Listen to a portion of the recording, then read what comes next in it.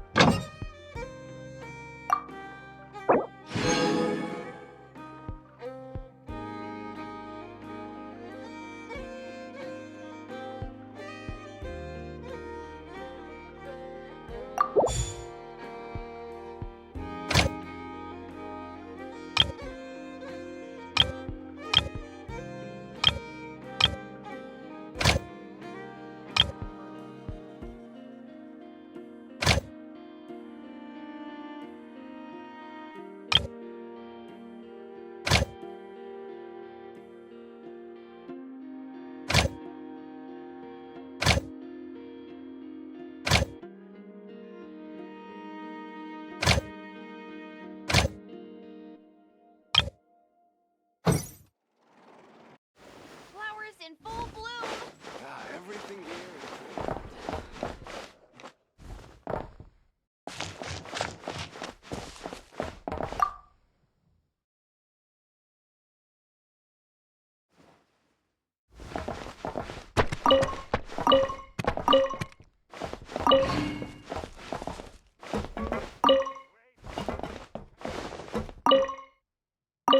This research looks promising indeed.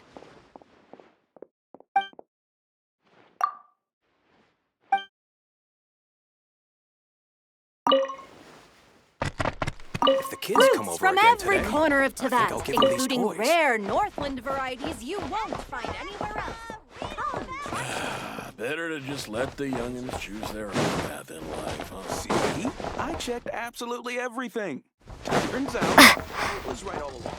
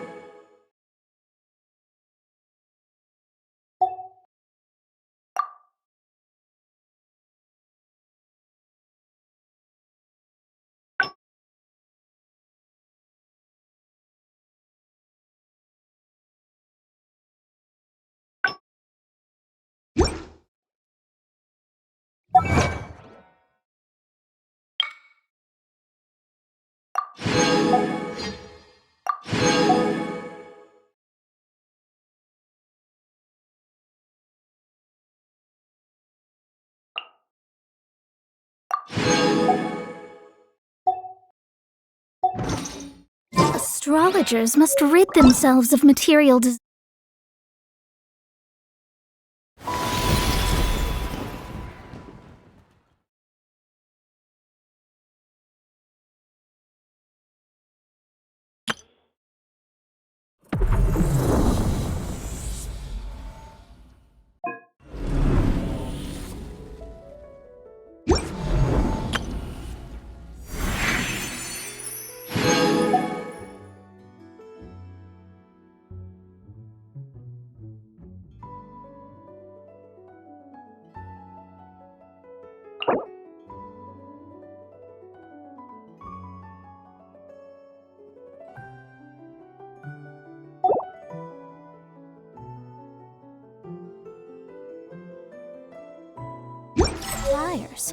Only by ridding oneself of clutter.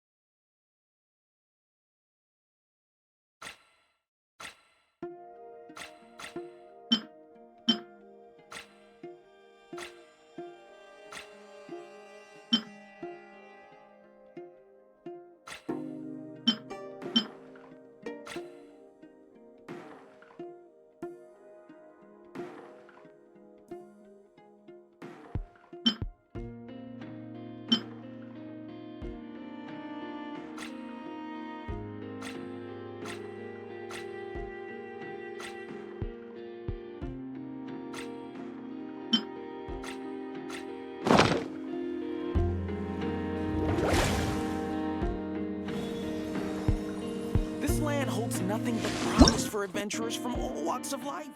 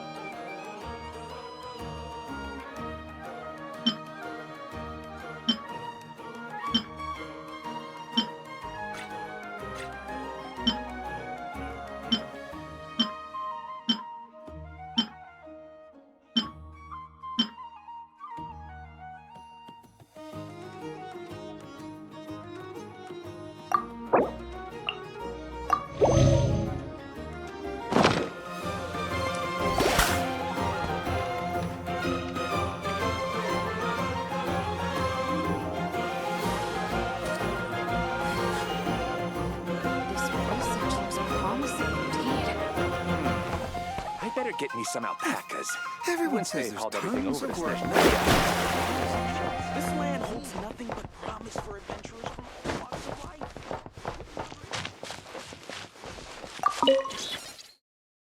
This should cover food and rent for a while. The kids come over again today.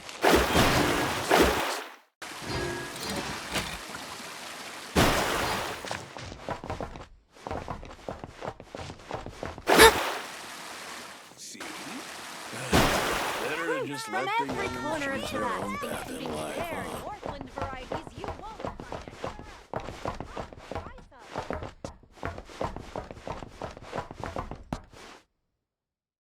If the kids come over again today, I think I'll give them these toys.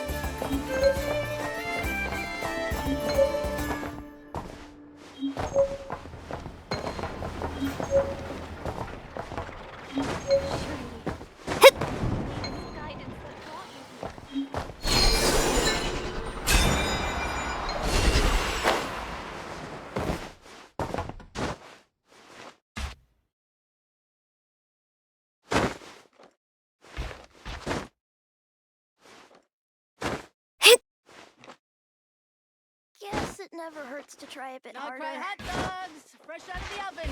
Come and try them!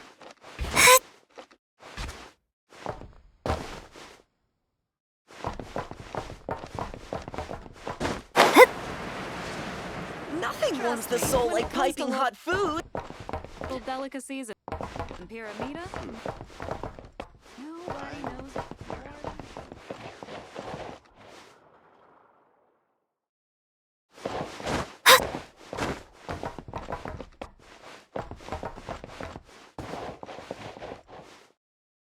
I'm okay. I feel better these days.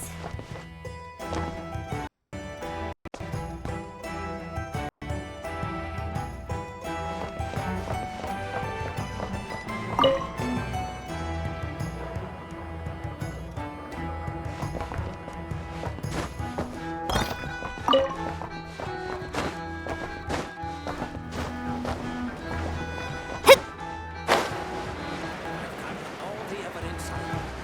Academic world, prepare to be blown away.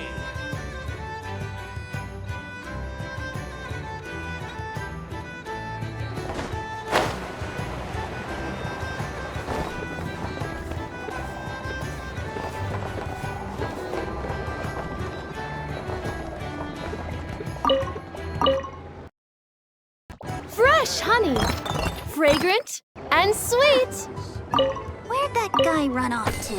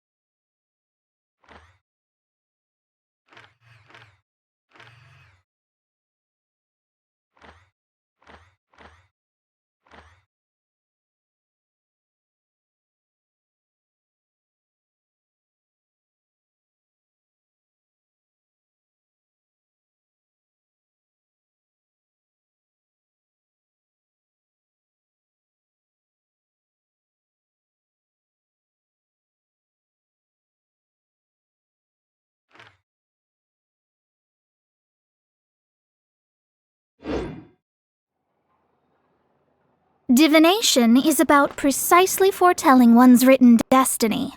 Over-embellishing that fate only leads to misconception.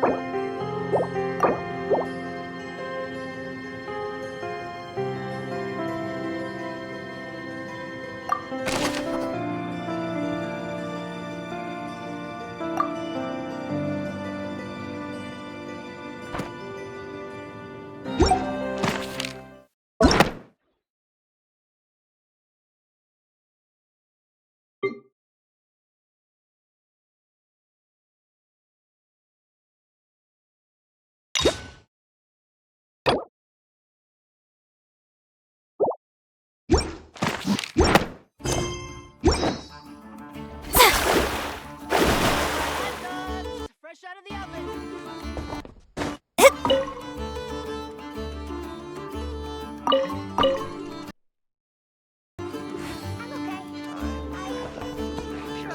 When it comes to local delicacies in Caribbean, nobody knows more than me.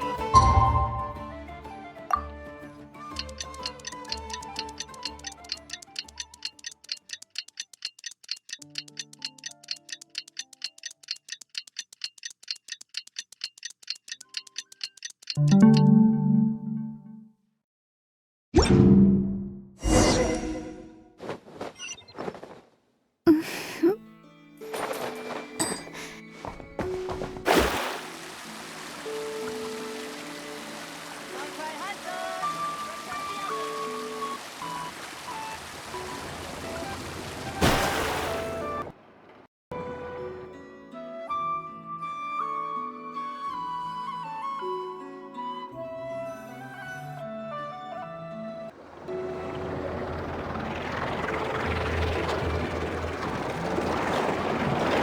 of the oven. It's been a few days since we said bye to the others in Nasha Town.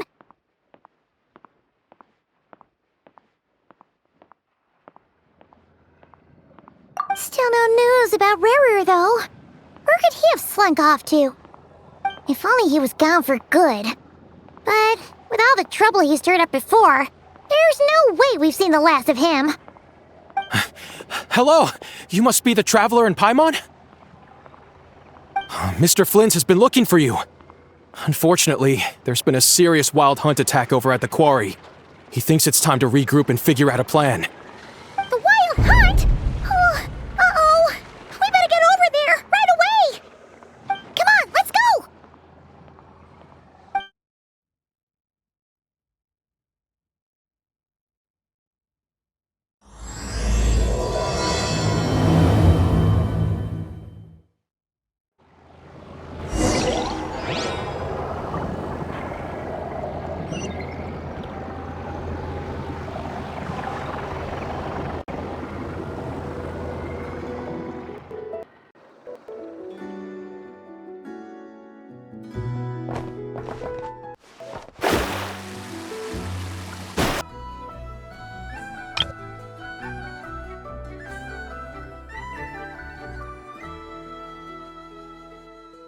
Elves of material desires.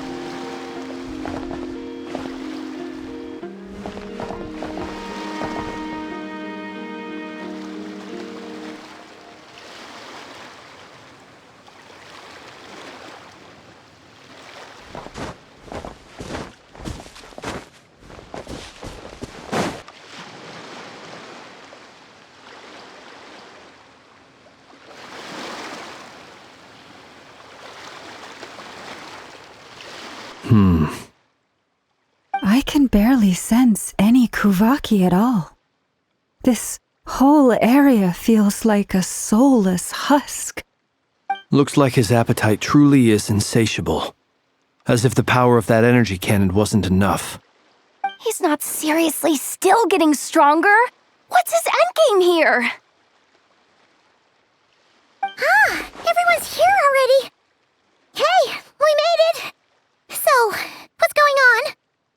We've all been on high alert since we split up a few days back, expecting Rerir to strike again.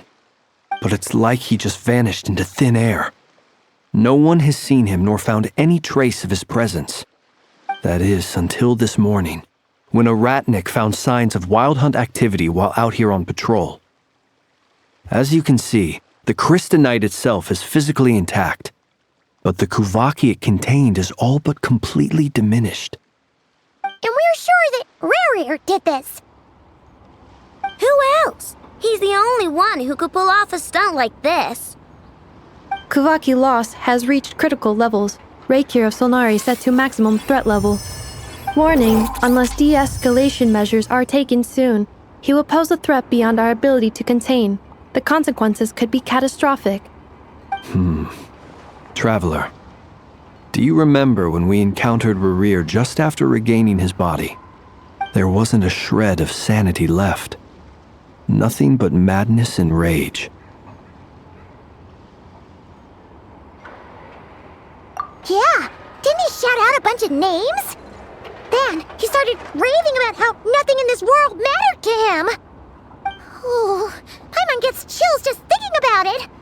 Oh, but the thought that he's still out there, lurking somewhere in Nod-Krai, waiting for his chance to strike?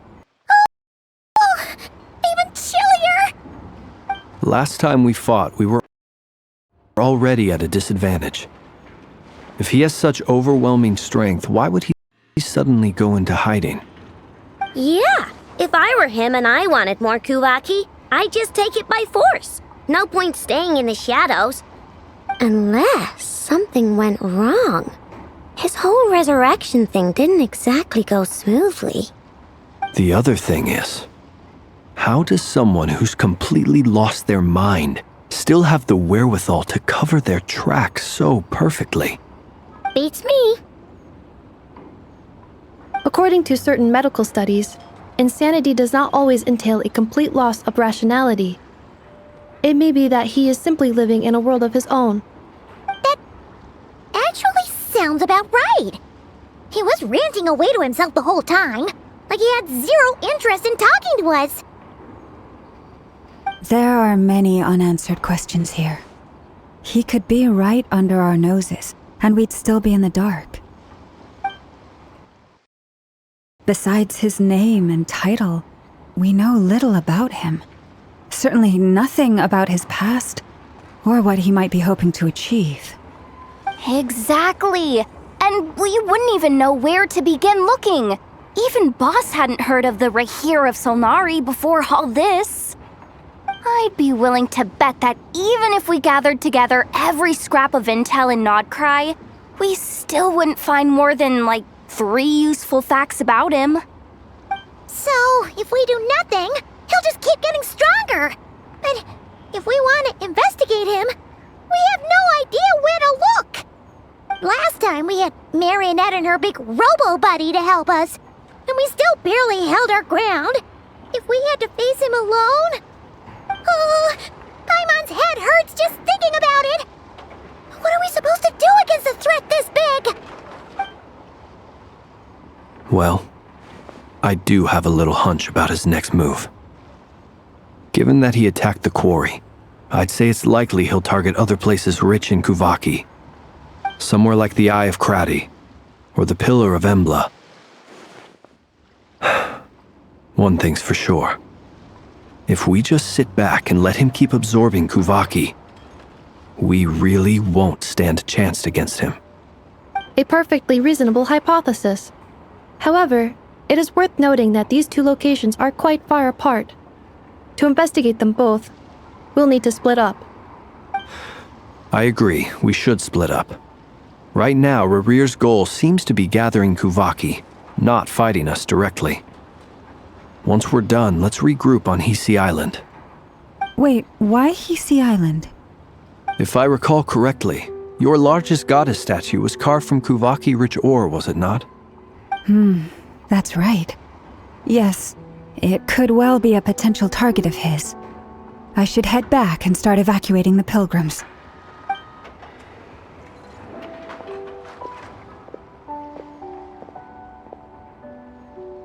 Splitting up's always gonna be risky.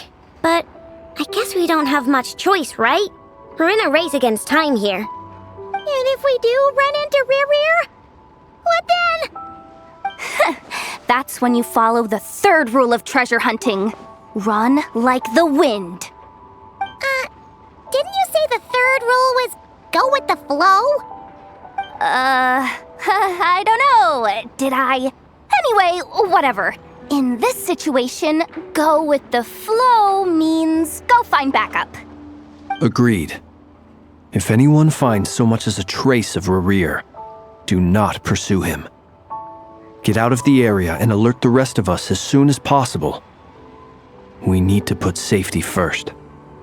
All right, we'd better get moving. Come on, Ineffa, let's go!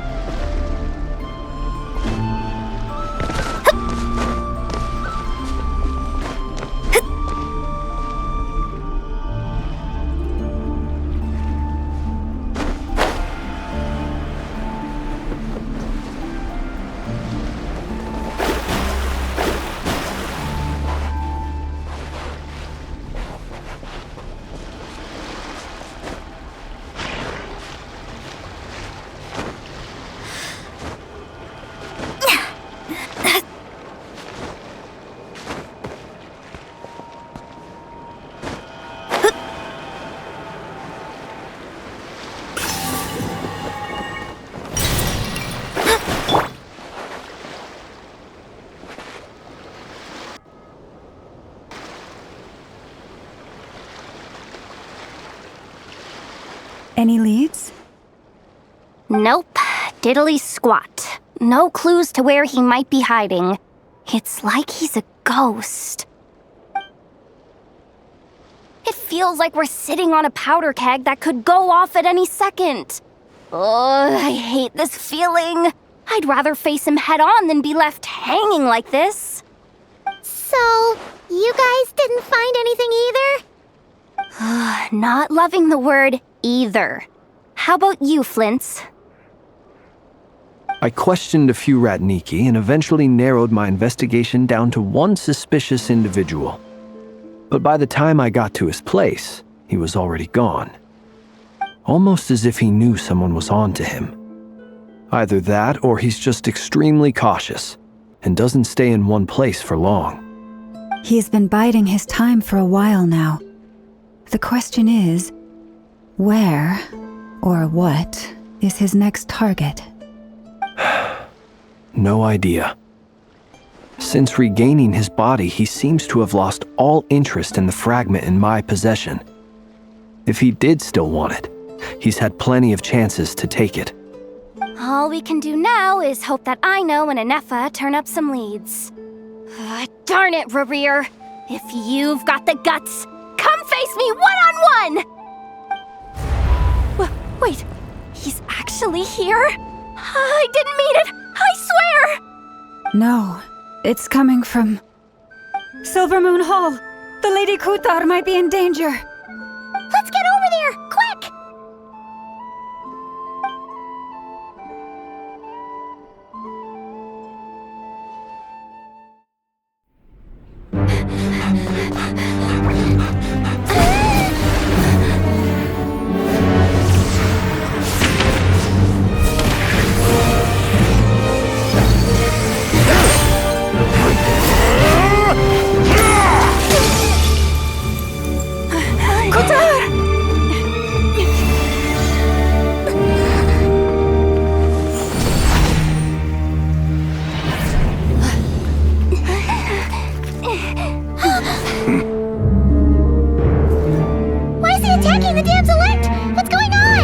No time for questions. Stop him!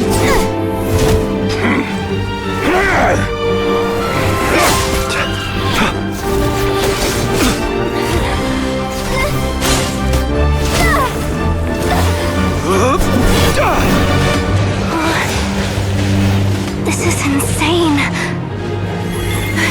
Yehuda, get Kutar out of here! On it.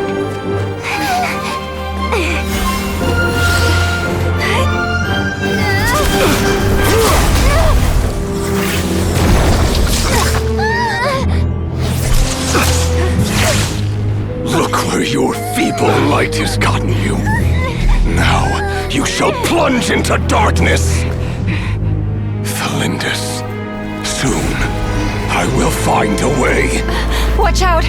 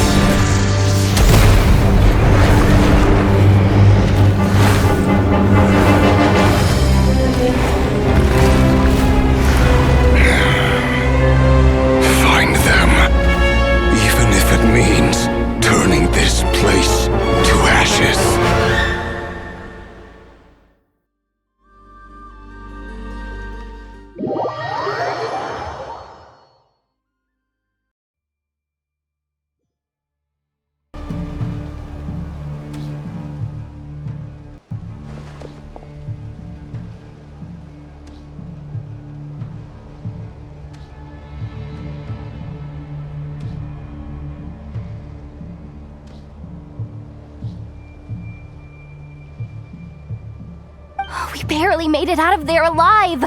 What's that guy's deal? How'd he get so crazy strong?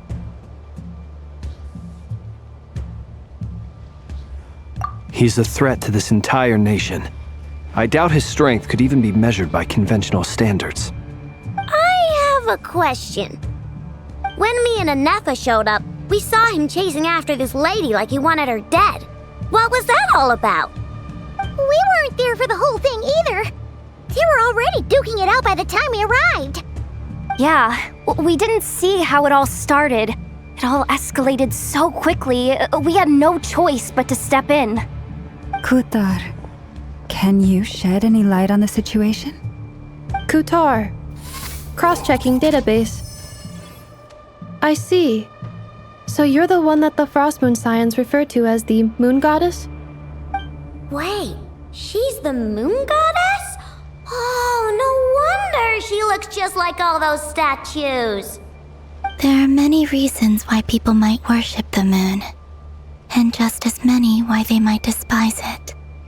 I've never met that person before, but there was no mistaking his deep-seated hostility towards me. Why he holds me in such contempt, I cannot say. But since he hunts the power of the moon, it's no surprise that I am a target. Kutar. There are many potential motives. For instance, you help the traveler escape his grasp. This could be his way of taking revenge. It is also possible that he covets the Kuvaki inside you and seeks to take it for his own. The list goes on. But right now, devising a counter strategy should be our #1 priority. The likelihood of this location being discovered is close to 100%. A counter strategy? But we don't stand a chance against an enemy like this. Surely our only option is to run. He's not gonna chase us to the end of the world, right? So as long as we can sneak out of Nod-Krai undetected. No, I can't say that. Come on, Yehoda, this is serious stuff. You can't suggest we all just chicken out. Running is our only option. Huh? You seem surprised, but what other choice do we have? We are facing an enemy we cannot possibly defeat in battle. Well, I mean, yeah, but still. It's not too late. I can distract him, so you'll have plenty of time to make your escape. Wait, what? You're gonna act as bait? Doesn't that make sense? I'm the one he's after. There's no need for you to risk your necks on my behalf. A coyote doesn't stop for bypassers while it's howling at the moon. What is it, Loma? The Frost Moon Scions have already grown accustomed to life without their goddess. My presence here is no longer essential, and this is not my home, so you needn't ask me to stay. We can't just roll over and let him get away with this. That's not our style. Yeah, we can't just call it quits after everything we've been through together. Besides, she'd pretty much saved my life back there. If I just ditched her now, I'd never forgive myself. We can't overlook that you have saved our lives multiple times now. To talk of returning the favor would be a little crass for my liking. But suffice to say that we are friends, and friends look out for one another. Riri's true objective remains unclear. Even if we were to sacrifice Miss Kutar, there's no guarantee he would stop.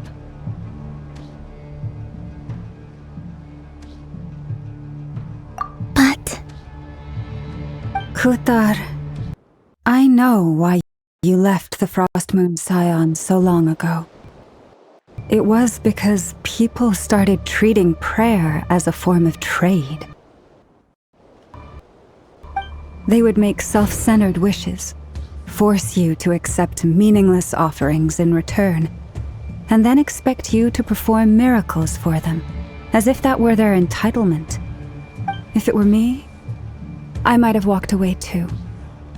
But I believe that time can change everything, and that sometimes it takes losing something precious to appreciate its true worth. After much reflection, I've realized that this was never about whether the Frost Moon Scions need you. Any relationship based on need is purely transactional. What I truly hope is that you'll choose to stay, not out of obligation, but as part of our family. You were born here, and now you've returned. Who knows? Perhaps it was the moonlight that guided you home. Thank you, Lauma. But my power is on the wane. I'm afraid I will be of little use to you now. Very well then. I'll do as you say. Both times you saved us, we were transported across great distances in an instant. Is that one of your powers as the moon goddess? It is, but I find it very draining. I barely managed to pull it off just now, and it will be some time before I'm strong enough to do so again. Rejected by the world, my power is dwindling. Like a lake cut off from its source, slowly shrinking away. Now, it has almost run dry. What do you mean, rejected by the world? The 3 moons belonged to the ancient bygone era in which they came into being. From the moment I was born, the world itself has been steadily sapping away at my strength.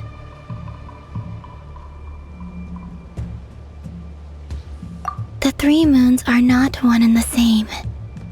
As the goddess of the Frost Moon, I cannot wield the powers of the other 2. Yet moonlight has a way of blending together. Each can reflect the other's glow. So when our fingers touched, I was able to restore my strength by drawing Kuvaki from the eternal moon's marrow. But this method of recovery is painfully slow. If only we could find the... It's the Wild Hunt! Even faster than we expected. We'll have to finish this conversation later. See how those wild hunt creatures are running away from us. They're likely just a scouting party, which means Rerir won't be far behind. Then what are we waiting for? Let's get the heck out of here!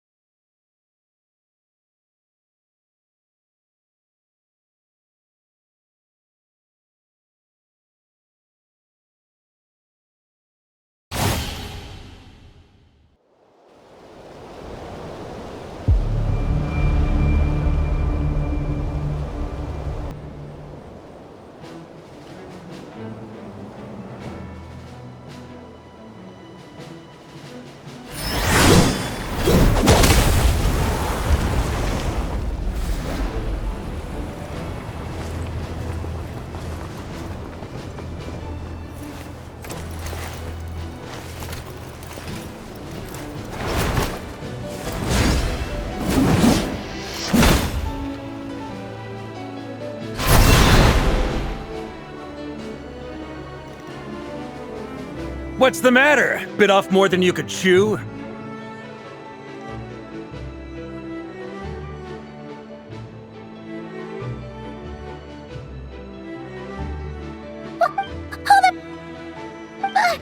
are you?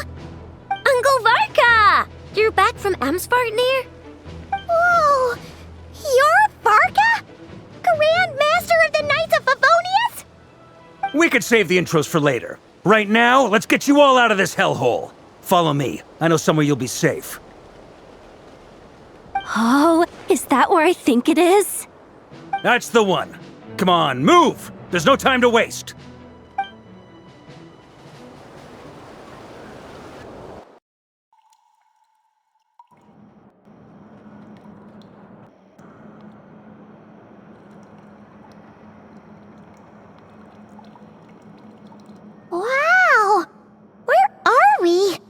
This is so well hidden.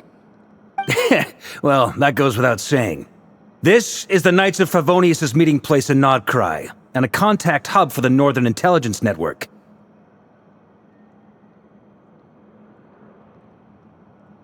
AKA, the black market of intel.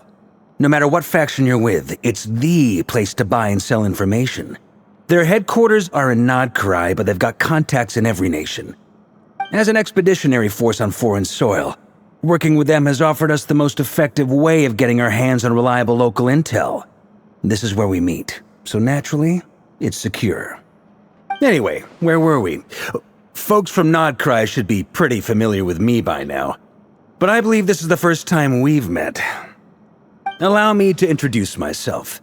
I am Varka, Knight of Boreas, and Grand Master of the Knights of Favonius. We've heard all about you. This meeting's been a long time coming. You look way younger than Paimon expected, but you definitely have that Grand Master vibe. Well, I'm no spring chicken. Just not showing my age yet. Definitely feeling some of that back pain today, though. Rushed back from Amsfartnir without a wink of sleep, only to get right into another fight with that freshly revived maniac. Another? You mean you fought him before? Yep. He wasn't nearly as strong back then, but he was still a formidable foe. I brought some of the knights along to give him a little surprise, but he saw us coming from a mile off. My squad took heavy injuries, and I barely made it out alive myself. We knew it might have been our last chance, so we staked everything on it. But still, it wasn't enough to stop him. I tried tracking him down afterwards, but he didn't leave a trace. Even in his unhinged mental state, he's as cautious as any trained operative. So, I decided to come find you. And as luck would have it, turned up to find you being ambushed by the Wild Hunt. The rest, you already know. Is that why he's been frantically absorbing Kuvaki these past few days? Because he sees you as a threat? Maybe I'm part of the equation, but even if I weren't, I'm sure he'd still be gathering power. He's clearly working up towards something. Note to self, Uncle Varka's strength rating officially upgraded. Guess it's my turn to ask questions now. So, what exactly has been happening in Nod-Krai? Why is the Wild Hunt returned in humanoid form? And why is it after you? That's a long story, but I'll try to make it quick.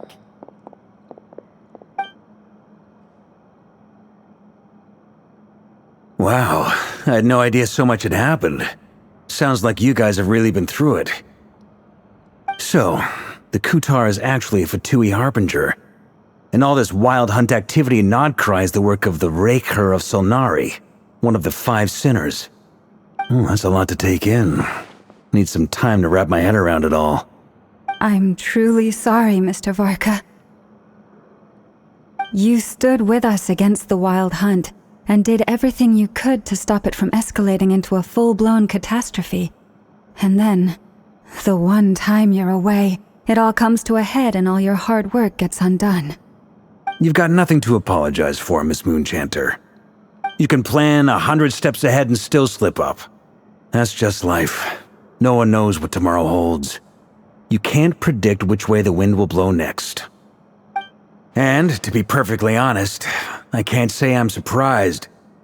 For all the times we've defeated the Wild Hunt in the past, we've never been able to completely wipe it out. Turns out, we were just delaying the inevitable. But now that a new variable has come into play, fate may well take a different course. A new variable? You mean us? Who else? And in a strange way, I think his resurgence might not be an entirely bad thing. The Wild Hunt is like an unrelenting force of nature, but Rerir is an individual with an agenda. He's gotta have a weak spot somewhere. That said, while I know I was explaining everything just now, some of the points that Mr. Flint's added caught my attention. You mean about our mystery ally? That's right. From what you've said, not only did they lead you straight to some key files, they also shielded Hisi Island from a lethal Kuvaki blast. I don't know who or what could pull something like that off. Heck, even Miss Columbina doesn't have a clue. I hadn't heard the story about those files. Would you mind repeating their titles for me? Wild Hunt Phenomena Log, a Nod-Krai and Ratnik's Field Journal, and Kuvaki Survey Log. Oh. No. Still doesn't ring a bell. Another dead end. Guess all we can do now is hope that our mystery ally keeps showing up when we most need them. Still, it's safest to assume they won't be intervening again. From here on out, we'll have to resolve this crisis by ourselves. Your intel also explains something else I've been wondering about. The reason I led my team to Amsfarnir was because we'd had reports about a possible source of the Wild Hunt showing up there. But once we looked into it, it turned out to be a red herring. I don't know who was behind it, but clearly, it served its purpose. I doubt it's by chance that he happened to make his comeback while my attention was diverted. And from everything you told me, it sounds like his scheming began well before his return. So maybe luring me away was all a part of his plan. But is it even possible that he orchestrated all of this by himself? The Moon Maiden and the Raker of Solnari, Nod-Krai of all places. The way everything is unfolding, it can't be a coincidence. So, what do we do now? Got any ideas? Right now, we've got at least 3 things to consider. Let's go through them one by one. First, we need to figure out how to take down Rerir. If we can't beat him in a straight-up fight, the rest won't even matter. To my knowledge, the bulk of Nod-Krai's fighting force is already gathered here. But even with everyone united, we're still no match for Rerir in his current state, let alone with his power still growing. What if there was a way to tap into a new power of our own? How so? Have you thought of something, Columbina? 3 moons once watched over this world. The Eternal Moon was the largest. The Frost Moon was the brightest. And the Iridescent Moon was the most mysterious. They say that back then, the 3 moon goddesses wielded immense power, enough to shape the workings of the world itself. I now bear the Frost Moon's power, and the Eternal Moon's marrow resides within the Traveler. Hold on. Are you suggesting? The Iridescent Moon, the last piece in the puzzle. That's right. If we can find the Iridescent Moon's marrow, I will be able to regain my strength much more quickly. The 3 moons are said to stir the tides and illuminate all things. Perhaps they hold further secrets beyond our understanding.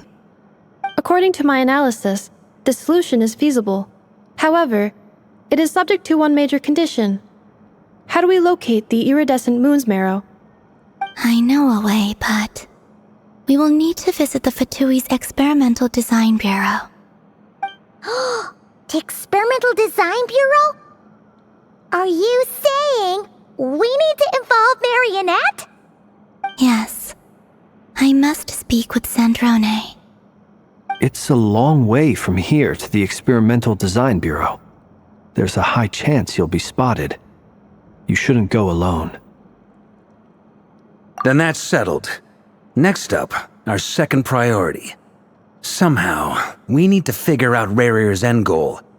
As you saw for yourselves, when he was still in his Wild Hunt form, everything he did was for the sake of recovering his body and resurrecting himself. His first act since then, after laying low for a while, was to try and assassinate this young lady. People's obsessions often reveal their greatest vulnerabilities. There must be a reason why he despises the moon so deeply. Perhaps it sheds some light on his title, the Raker of Solnari. The Wild Hunt has plagued Nod-Krai for centuries now. If we want to stop it for good, we have to get to the root cause of what's driving it. It's true. We still know very little about him. If Kuthar hadn't given us that lead, we wouldn't even know his name. But where would we even start? I doubt even the Intel Queen of Nod-Krai has a clue, and she has info coming out of her ears. Oh? That's a rather hasty conclusion for someone who's so painstakingly meticulous when it comes to dealing with machines. Ah! She hurt me!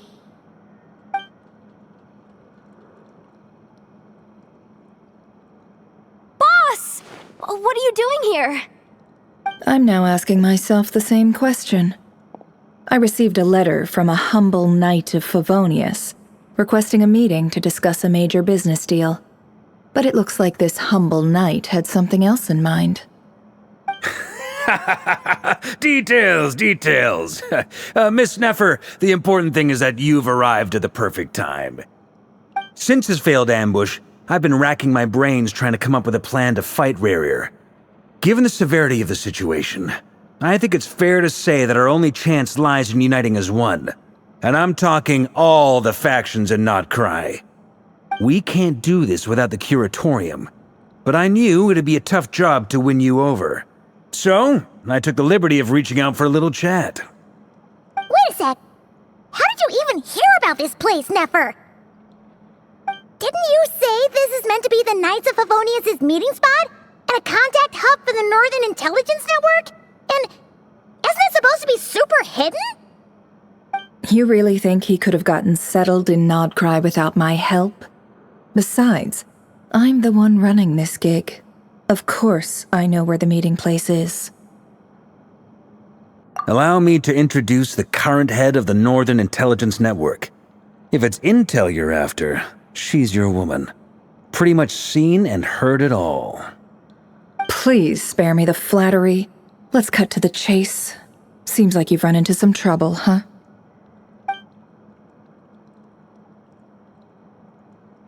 Well, this certainly qualifies as an unforeseen crisis.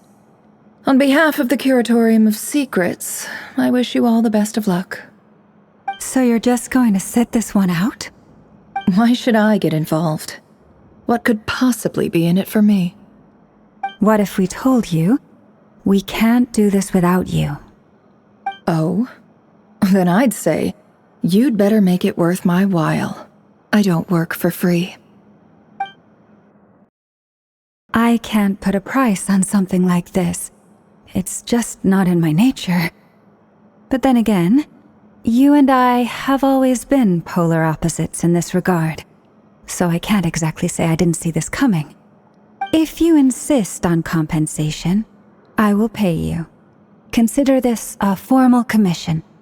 Sound fair? You just don't give up, do you? Too bad. I know you well enough to know you can't afford my prices. The riskier the job, the more it'll cost.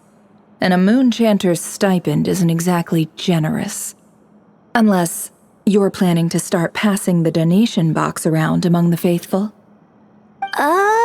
Boss, just a thought. If they come up short, maybe you can take the difference out of my next few paychecks. Things got really dangerous during the fight with Rerir. If this girl hadn't saved me, I'd be ley line fodder by now. I'd be gone for good, boss. If there's any way we can make this work, I'd really like to help her. Please, I'm begging you. This is why I'm always telling you never accept favors. They are the hardest debts to repay. You have to be careful who you get involved with, or you invite all kinds of misfortune. Very well, Yehoda, I will help. But just this once. Don't count on this happening again. Flynn's, that fragment that Rerir was after, do you still have it on you? Of course. Let me borrow it. I need it to follow up on some leads. Wait, you actually have some leads? Shh. This is top secret information. I get it. We all have things we'd rather keep to ourselves. Plus, I know we can count on you, so we'll leave the intel gathering in your hands. And that brings me to the third and final item. We need to find a way to distract him. We need time to make our move, so someone will have to stall him. I'm in for this part, no matter what. Anyone coming with? Count me in too. Come off it, you two! Quit playing heroes! I'm way ahead of you here. Inefa did a scan of the Moon Goddess's Kuvaki signature, and we're gonna use it to make some decoys over at the Kramkake craft shop. Anyone who's in, follow me. Once they're ready, we'll deploy the decoys across Nod-Krai. So as long as the rest of you keep moving, he won't catch on to your scent and won't be able to track you down. I like it. Genius idea. No biggie. All right then, we'll split into 3 teams. Once your team has finished their mission, return here and wait for the others. Dismissed!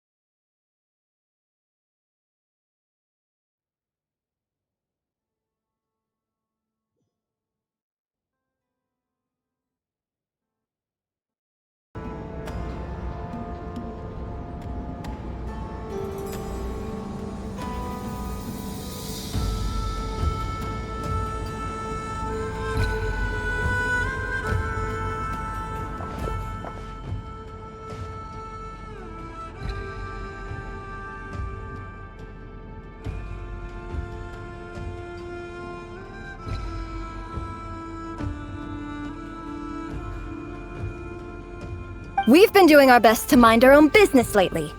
But if you're just gonna waltz up here like this, you're seriously pressing your luck. Don't blame us for doing what we have to. Huh! You really think that's gonna scare us off? We're not looking for any trouble. I just want to see Zandrone. Do I need to remind you that you're still a wanted fugitive for deserting us? Out of consideration for our former ties and the crisis we're all up against, we'll let you leave in one piece. But don't even think about trying to get inside. Let them in. But... Are you going to make me repeat that? No, my lady. Zandrone seems to be in a good mood. Must be maintenance day.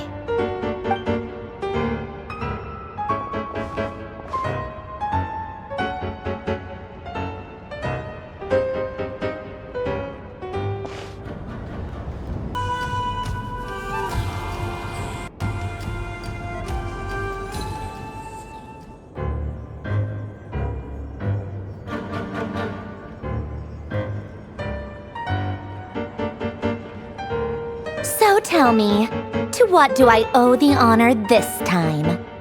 Actually, before you answer that, just so we're clear, we're not colleagues anymore, Columbina. I don't owe you anything. I promise it's nothing big.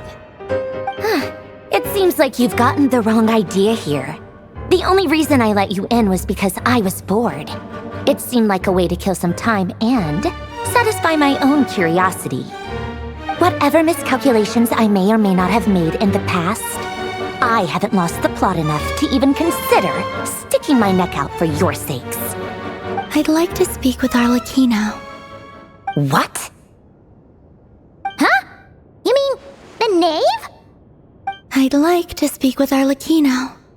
Is she in Nod-Krai? No, she's not. Once the work on this facility was completed, she went back with the rooster and Regrator. The only ones in Nod-Krai are me and... What is it you need to speak to her about anyway? Rerir is hunting me. If I'm going to face him, I must first retrieve the lost moon.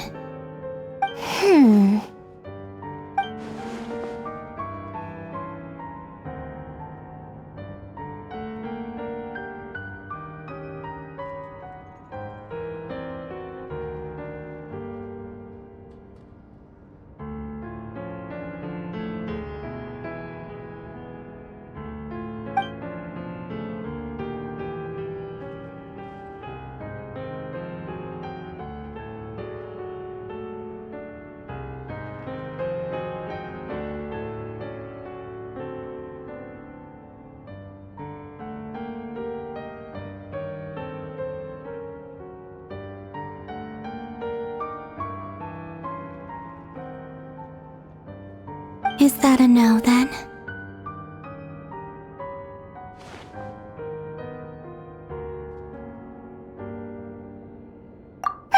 As if I need reminding.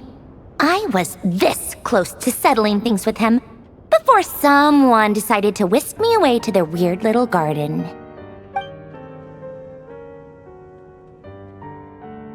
Have you held any tea parties lately? Tea parties? Yeah, obviously. You don't seriously think we'd pack it all in just because you aren't here. If anything, they've been more eventful than ever. Just me, Arlecchino, and a bunch of insolent and sensitive guests who won't stop asking where you've gone. Oh, they've been a real joy. I bet you served them the worst tea you have. Just like you used to do to me when I upset you. Who cares about how good the tea is when there's no one around to drink it?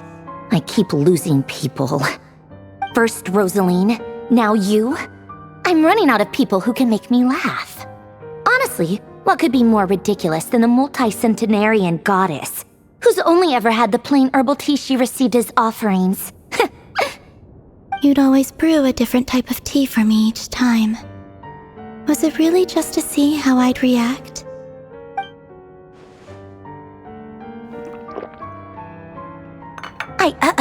Well, duh. Why else? Watching you squirm was practically my only form of entertainment.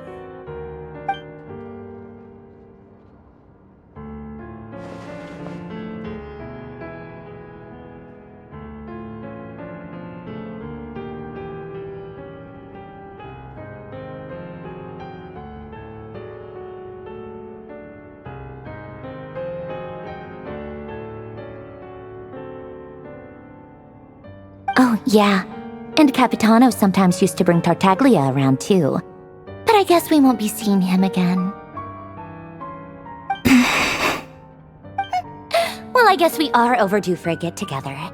Polonia! Have Febronia pass a message to Arlecchino for me. It's time for tea. Will suffice. Pass along a message for me, too, if you would. My body cannot contain the marrow of 2 moons, so I'll be leaving one of them in her care. Excuse me? Who said you were on the guest list? If my tea meant that much to you, maybe quitting the Fatui wasn't your brightest move. Back when you were under the Tsaritsa's protection, no one would have dared come at you so openly. But that protection didn't come for free. In fact, I paid dearly for it. At the end of the day, it was just another transaction. I just got tired, that's all. I never wanted any part in their grand ambitions, and I've had enough of being treated like a bottomless supply of power. It brings back memories from the old days, when I was still worshipped as the moon goddess. Centuries on, it may be a different group of people, but I see the same greed in their eyes. I figured you'd leave eventually. You didn't have as much of a reason to stay as I do. The Tsaritsa gave you shelter and protection, but that was it. Nothing more, nothing less. Meanwhile, the Fatui demanded everything from you in return, until it was more than you could bear. I get why you left. And frankly, I have no interest in dragging you back just because the higher-ups told me to. But if you keep hanging around with this riffraff, the next time we cross paths, we might be enemies for real.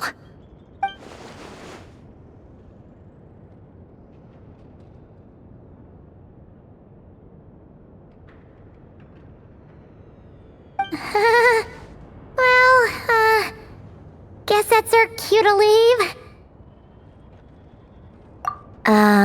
That might be your plan. But it sounds like someone else wants you to stay a little longer. Huh? What do you mean? See for yourselves.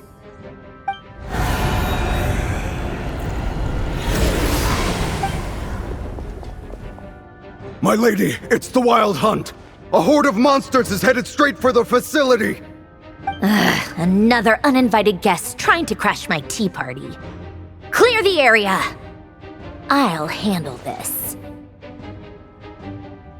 Wait, what? You want us to leave you here by yourself? Huh, you'll be lucky to make it out of this alive. You really think you can afford to worry about me? Go on, get out of here! You may have stopped Polonia from crushing him last time, but I've made sure that won't happen again. The entire Experimental Design Bureau is rigged for war. Stay and watch if you want, but it'll be at your own risk. You're not flagged as friendlies in the weapons system. Don't tell me what to do! Look, if you're leaving, make it quick. Or you'll just get in my way. There's a secret passage on the 2nd floor. It'll take you right to the plains out back. Stare all you want, Columbina. You're not getting another invitation to my tea party. I know. But thank you anyway, Sandrone. This is exactly why you shouldn't hang around with those people. All their melodrama and sentimental nonsense is rubbing off on you.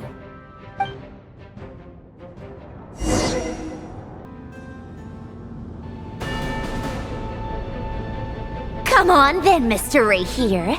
Let's pick up where we left off.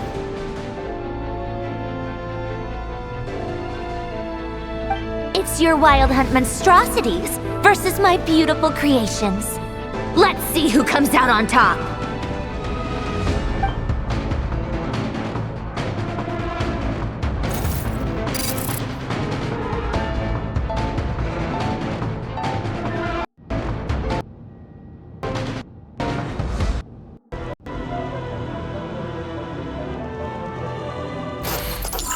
Fosco 1, lock onto target.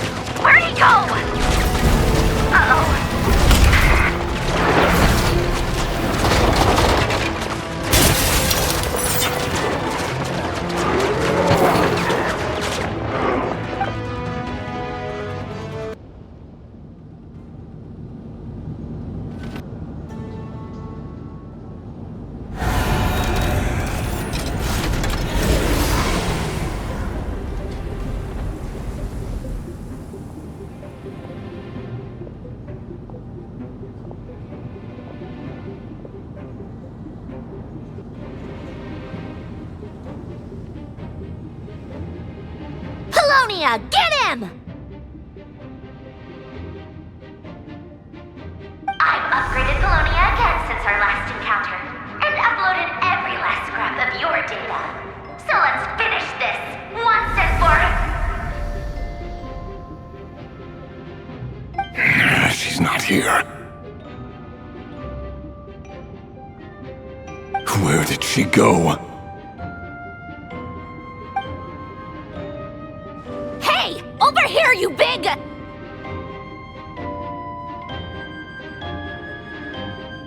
Curse it, Moon.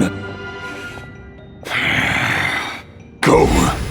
Keep searching. She cannot have gotten far.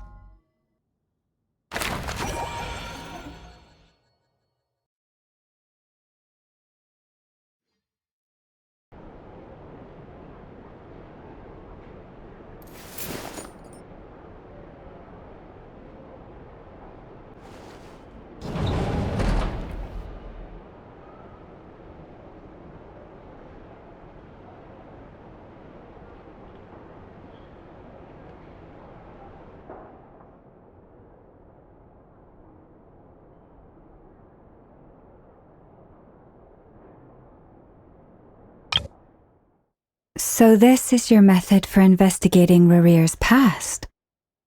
It almost looks like some kind of ceremony.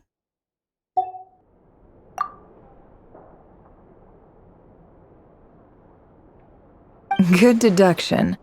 But it's quite a different affair from what you're used to with the Frost Moon Scions. Whoa! First time I've ever been in here. Boss always said it was off limits, so I pictured some kind of creepy dungeon. But it's actually kinda nice. Oh, I guess this must be Sumero decor? That's where Boss is from. And that nice shopkeeper who sold me my treasure compass. I'm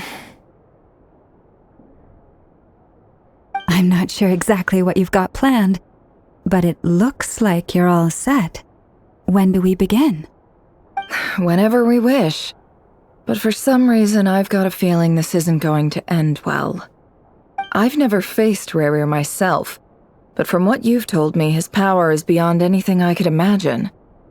I, on the other hand, am just an ordinary businesswoman.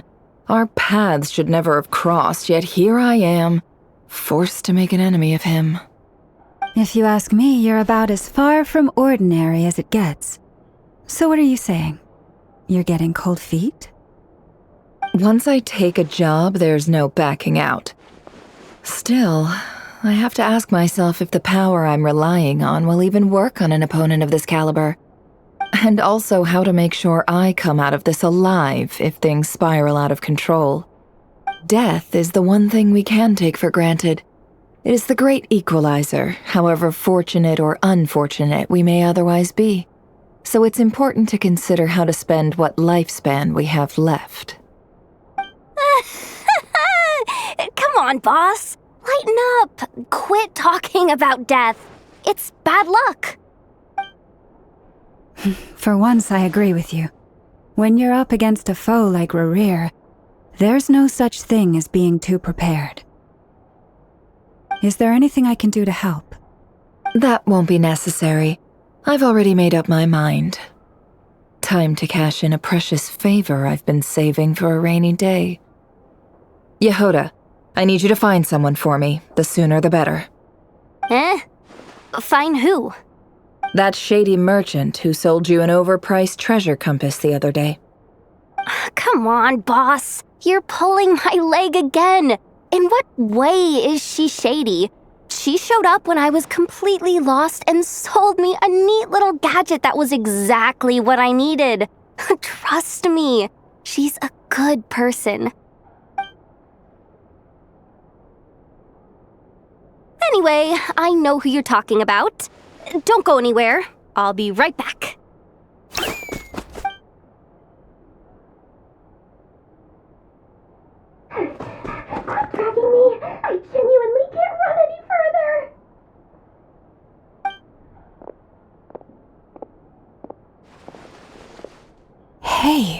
Aren't you? What is it? What's the big rush?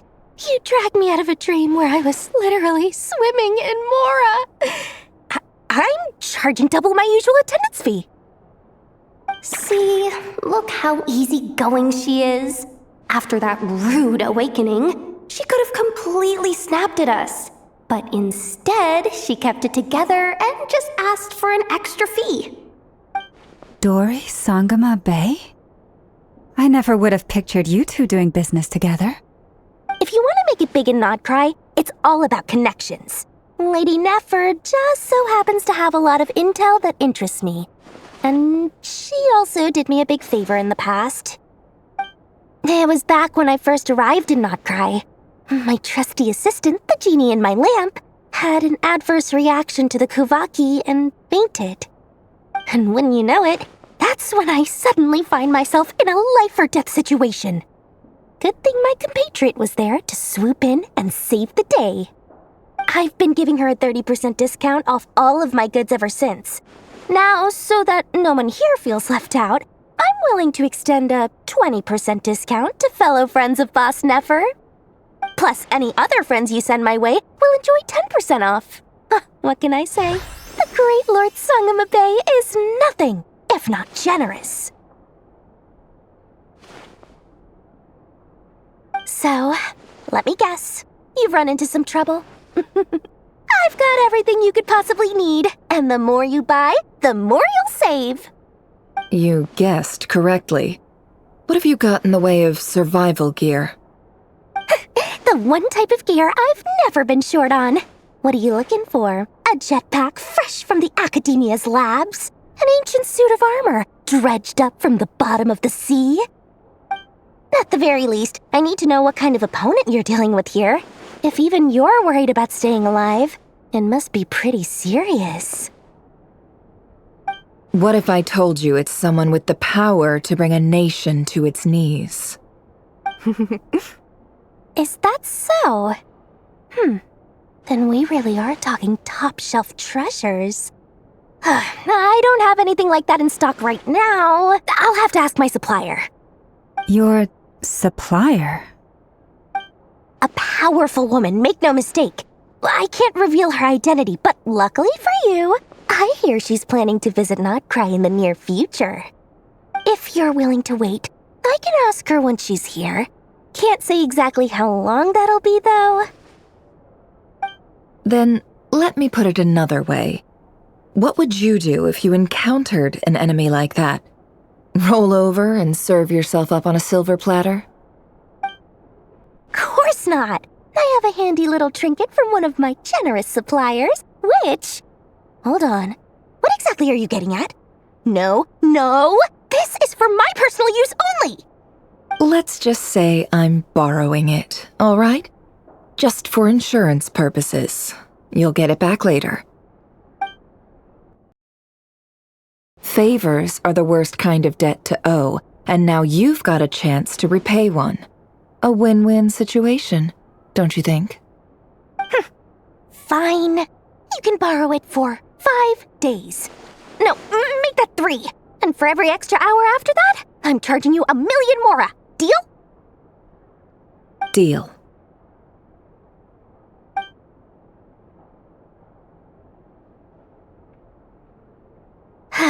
What a way to start the day. Now, was there anything else you wanted? Or can I go back to bed now?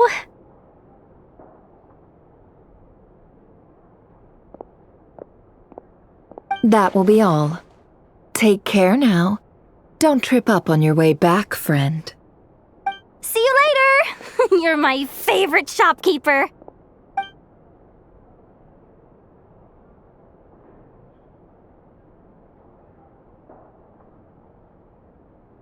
Excellent. Everything is well and truly ready. The ceremony can now begin. After initiating the ceremony, your minds will follow me wherever I go. You will see many strange things in your mind's eye. So remember, don't be frightened, and don't make a sound. Now then, Let us peer into the Raker of Solnari's past.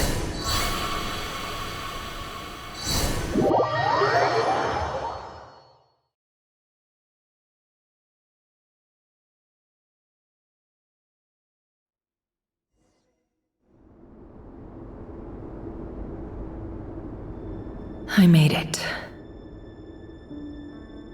I don't recognize this style of architecture. Must be Conrian.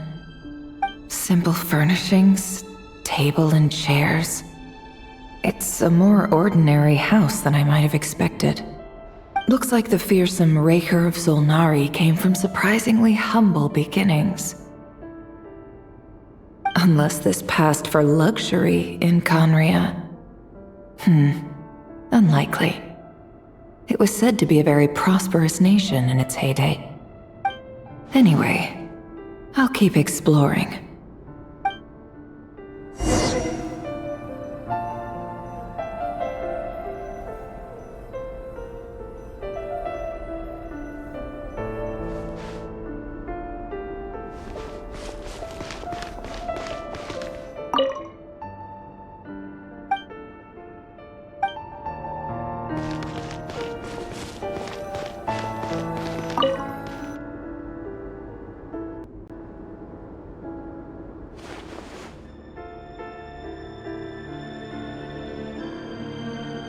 Hi, Rivier.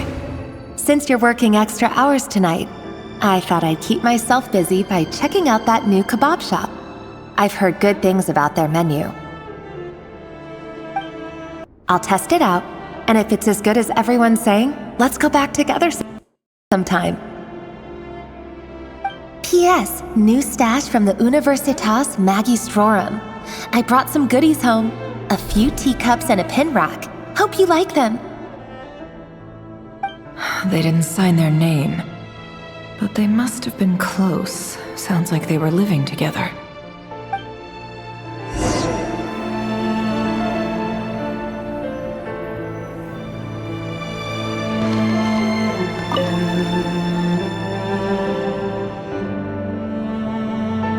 I went over to Joseph's for drinks today. They have a fine collection, but I went alone. Felindis was tied up with something and couldn't make it. Joseph asked why I came alone, but I didn't really have an answer. He then went on to ask about other things. If you ask me, someone who asks that many personal questions is too nosy for their own good. But if he invites me again, chances are I'd still go. Felindis. That's the same name Rerir mentioned. Crane imports keep falling. If things don't pick up, we'll soon be back to meat and mushrooms only. Honestly, I'm not a huge fan of that new type of mushroom everyone's been into lately. Didn't it start out as a lab-grown variety? I heard it's even mildly corrosive. Seriously, why would you even eat something like that? I don't care if it's an impressive feat of alchemy. That just isn't the kind of thing I like to eat. Grain has to be imported, and they're eating a diet of mostly meat and mushrooms. Could it be because Conria is underground, so it doesn't get much sunlight? That would explain why they use so much stone in their buildings. They even use alchemically modified strains for food. Seems like the people of Conria don't have many options when it comes to dining. I've just about saved up enough now. Time to buy it and keep it somewhere safe. Making a big purchase. I wonder what it is.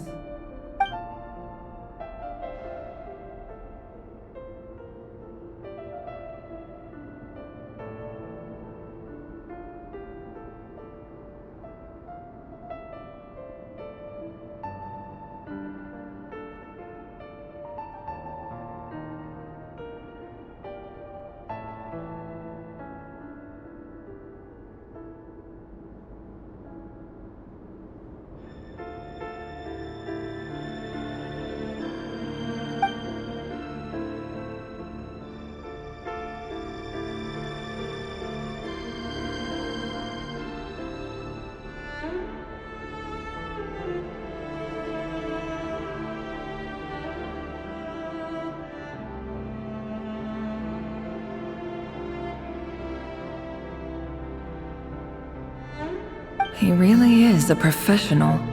No wonder he's so good at covering his tracks. Despite what he's become, it seems like he's retained certain habits, at least in this regard.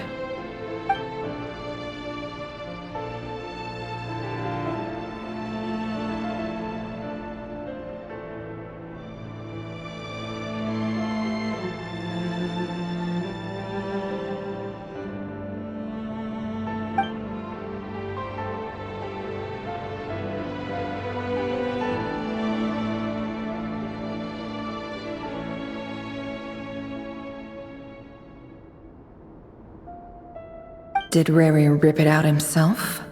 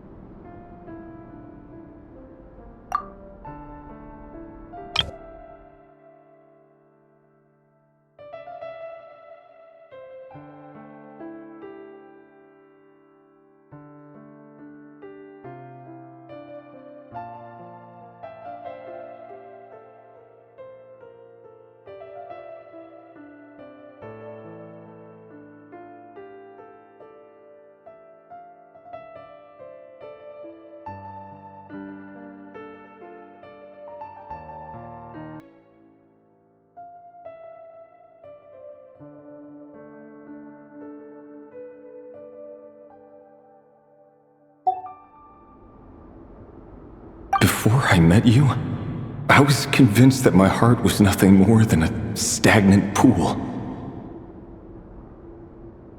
The burial place of a fallen moon. A withered, windless grove where the waters rested forever unrippled. It was you who helped me see that my heart hadn't entirely withered away. That it could still beat to the rhythm of love. This is just trivial sentimentality from the looks of it. Why would he go to the trouble of hiding that? The burial place of a fallen moon.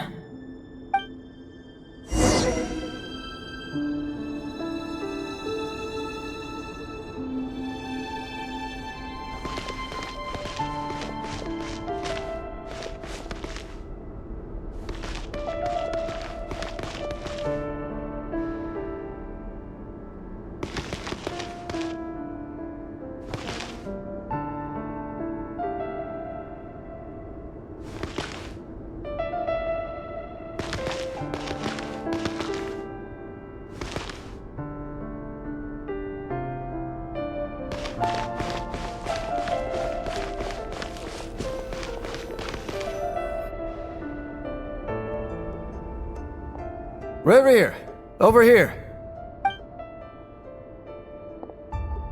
Dane! Oh, and, Vedelfin here? What a surprise to see you here, sir. Hello there, Rerir. You need not address me so formally outside of court.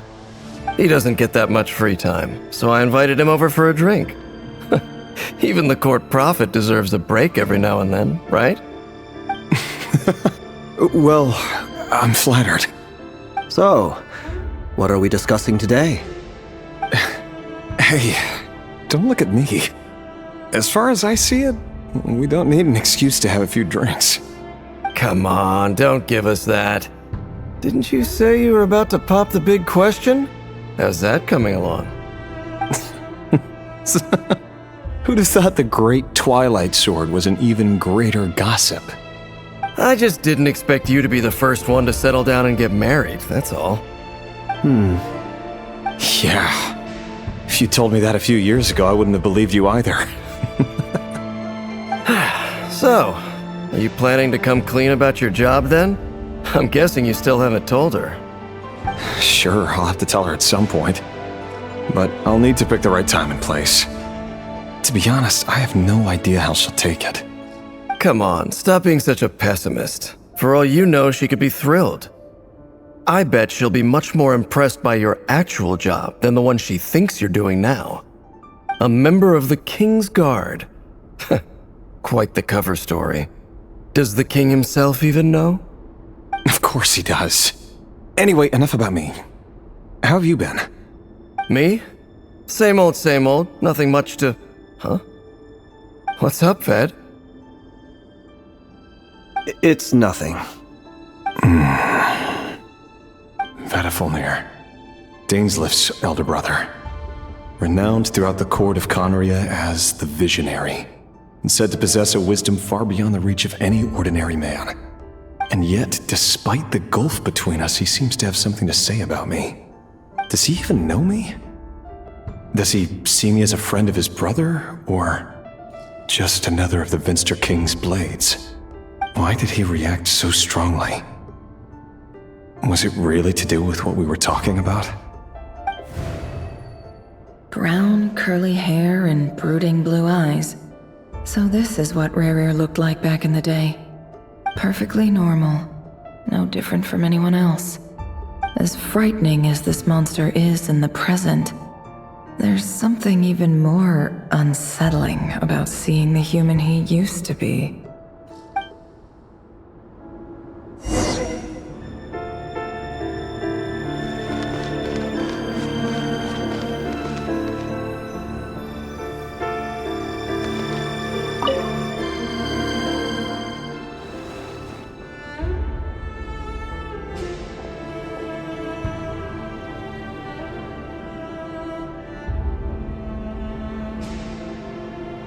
Felindis? You're back early? Our equipment's being serviced today, so I got off earlier than usual. How's your day been? Aw, why the long face? Is something the matter? Has your boss been giving you a hard time again? Went for a drink with Dane and the others after work. Isn't that a good thing?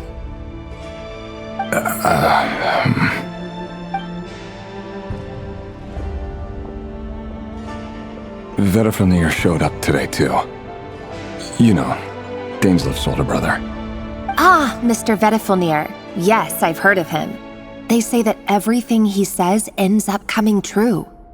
He overheard Daneslif mention that I'd recently proposed, and seemed to have an issue with it. But when I asked what it was, he kept it to himself. So, you're worried? You could be such a child sometimes, Rerir. We're nobodies. Why would the Visionary be concerned about us? I'm sure someone in his position has much bigger fish to fry. Maybe you're right. You worry too much, Rerir. We've been together for ages now, and everything's been going so well, has it not? You've even proposed to me. So, you do remember. Tell me then. What's your answer? Like I said, I need some time to decide. You can't just rush into things like this. We may be nobodies in the grand scheme of things, but if we want things to work out, we've still got to plan ahead. All right. Take your time. Just don't keep me waiting forever. Nobodies. Sounds about right. In the eyes of people like Vedifulnir and Daneslif, what do we matter? Can someone whose gaze is so fixed on a far-flung future even see the present clearly? Besides, the dynasty's fate rests with the king and his inner circle. Whatever I do, it won't make much difference. Meanwhile, every idea they come up with and every decision they make It affects everything. These days, the king is lost in his research, and the purge of the Crimson Moon bloodline grows ever more intense. The opposition tried to speak out, but nothing came of it. And I'm under no illusions as to why. Because we eliminated them and got rid of their bodies. A man can have 1,000 reasons to carry a sword, but there are few good excuses to use it. Yet the king has never even considered a gentler approach, and he never will. What becomes of someone who kills on another's behalf? Can he ever find true peace?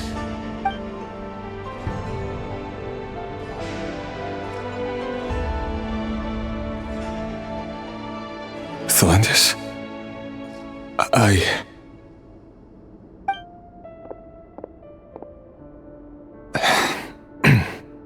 It's nothing.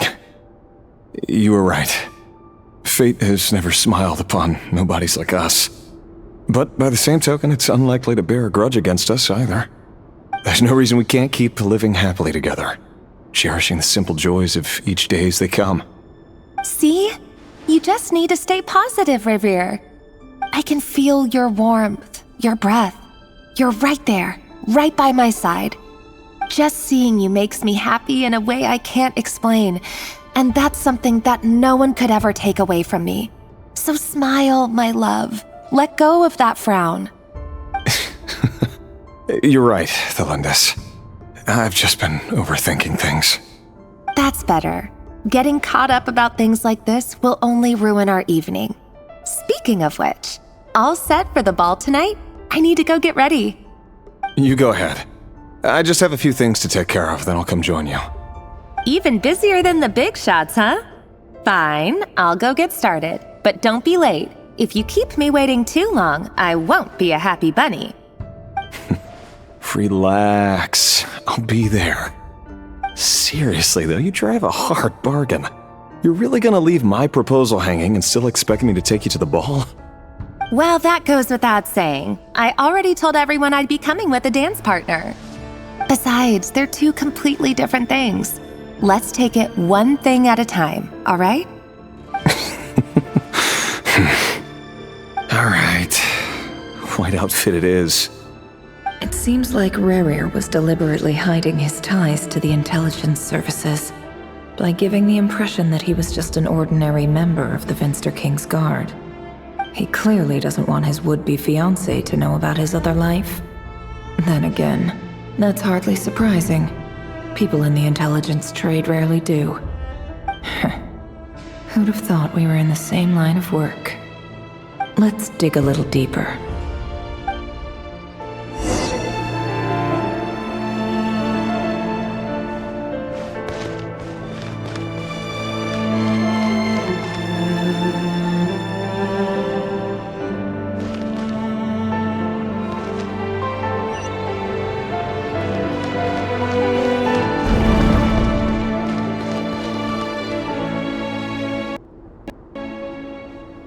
Our last operation was a resounding success, and all thanks to you, Rehir of Solnari. In total, we apprehended 32 dregs of the Crimson Moon, and 67 accomplices. After all these years since the dynasty's fall, so many of them still linger on. Indeed, it cannot be denied. Yet it was destiny that the Crimson Moon should be overcome by the eclipse, and that His Majesty, the all-seeing Finster King, now guides our nation on the path to prosperity. Conria has no further need for a dead moon. But alas, there will always be those who refuse to see the truth, choosing instead to romanticize the past. That's not entirely true. Much about the Crimson Moon era was worthy of remembrance, and that's exactly why they keep trying to see it restored. Many of its secrets remain unsolved to this day. As it happens, that's precisely the field of study my partner is devoted to. You still haven't told her what you really do for a living. Where would I even start? How do you tell someone that you're one of the king's hand-picked executioners? That your hands are steeped in blood? You didn't choose this life, any more than I did. Orphans like us don't get a say. But I'll sure as heck be the one to pay for it. Speaking of which, we need to be more rigorous in the way we identify direct descendants of the Crimson Moon.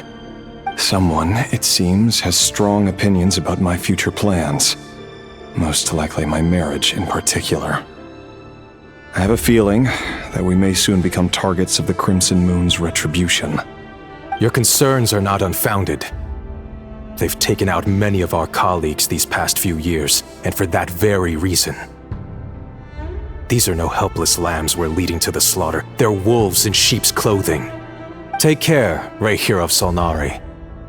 I look forward to toasting you at your wedding. Thanks, Thorkel. You look after yourself, too.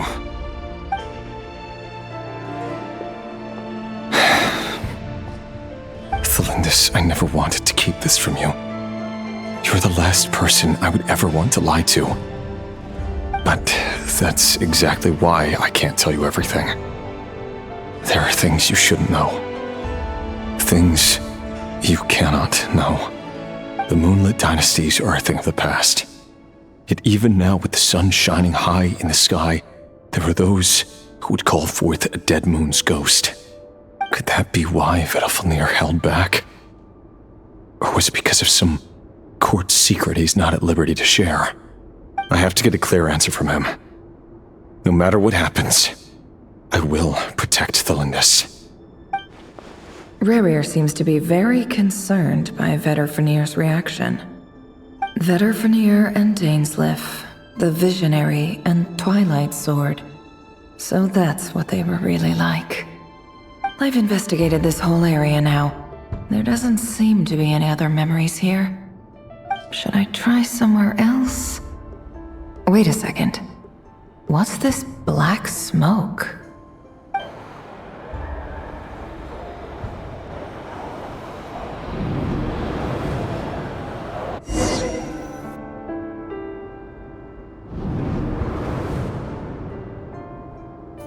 So, he's late after all. Just you wait, Rerir. You're in for it. Big time. Are you waiting for someone, ma'am? Could I tempt you into buying some flowers? Oh, sure. Pick me out a pretty bunch if you would. Thank you. But I'm afraid none of them are as pretty as you. For someone so young, you sure have a way with words, don't you? I'm only telling the truth. Look me in the eyes. You'll see I'm not lying. May we have a word in private? Who are you? And what do you want? It doesn't matter who I am. Too many of our kind have fallen lately, so I decided to take the risk of reaching out. Not long ago, the Rehir of Solnari led an assault on one of our strongholds. We suffered many casualties, and many who came to our aid lost their lives as well. Sorry, I don't know why you're telling me this. And I don't want to get involved. Wait, hear me out. This time we finally got a clear look at his face and learned his true identity. His name is Rerir, and he claims to be one of the King's guards. What did you say? A cruel irony, isn't it? The man you're set to marry leads a double life as a brutal executioner. But surely, you must have caught a whiff of the blood on his hands. Why are you telling me all of this now? Simple. It's because... How strange. Rerir was nowhere to be seen in that memory. It clearly belonged to Thelindis. Rerir couldn't possibly know what happened if he wasn't even there. Why would her memories appear in his fragment? The ceremony won't last much longer. I think it's time to call it a day.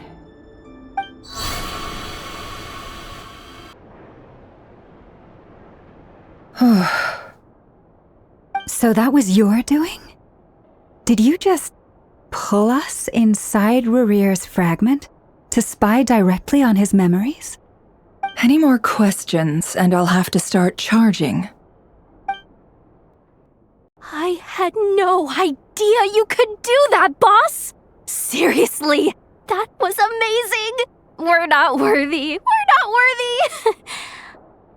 I gotta admit, though, I'm itching to see what happens next. Feels like we barely scratched the surface. I'm just as curious as you are. But the ceremony only allows for limited time inside. That's all we can see for now. Luckily, we managed to learn quite a lot. So far, so good. I just hope the others are doing okay too. Especially the group with the Traveler. Their mission is a risky one. Let's hope it's all going smoothly. If you're worried about them, go see how they're doing. If I know Boss, she's gonna need some time to write up all the details and make sure it's all coherent.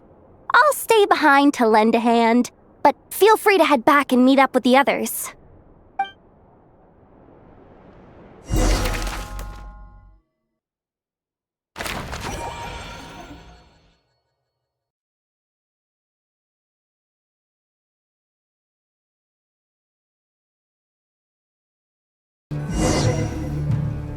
Oh, they've been prowling around for nearly 2 days now.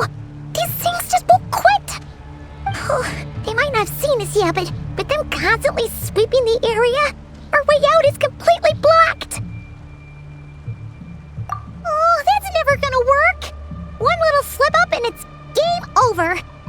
If they spot us, they'll run straight back to Rerir. And once he knows we're here, it won't be long before he's breathing down our necks again. Oh, guess you're right. All right, time to zip it.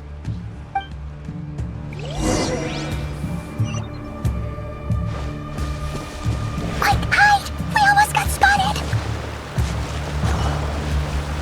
Phew, that was a close call.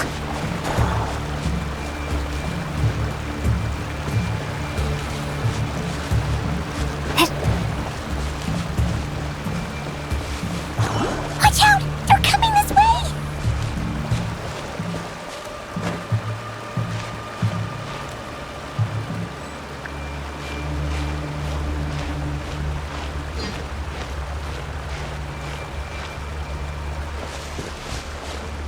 Keep going. We're nearly there. This is the final hurdle.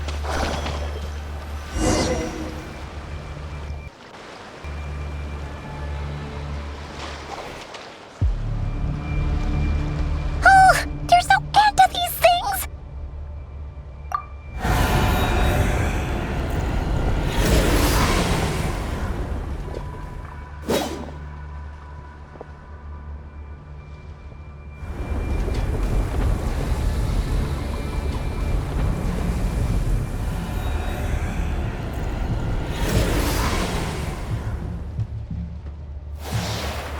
Fire. Fire? Wait, what's that smell? Oh no, there's a fire!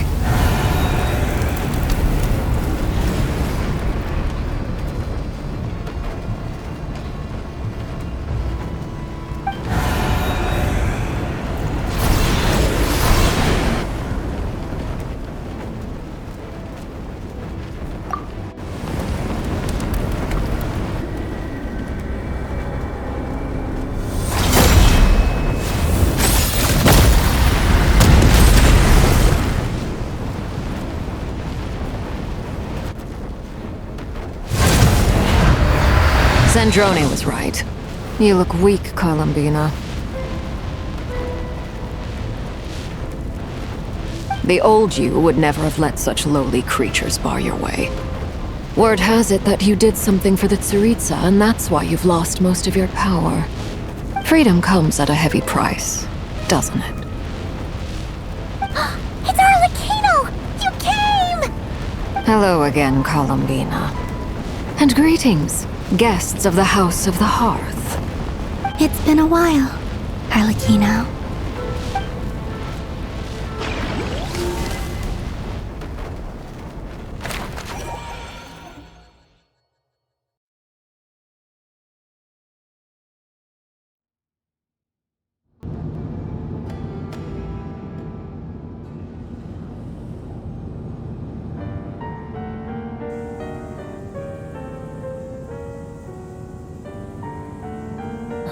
stupid right here of stupid Solnari. Ugh, whatever. I've got all the data I need. Next time we meet, you're finished.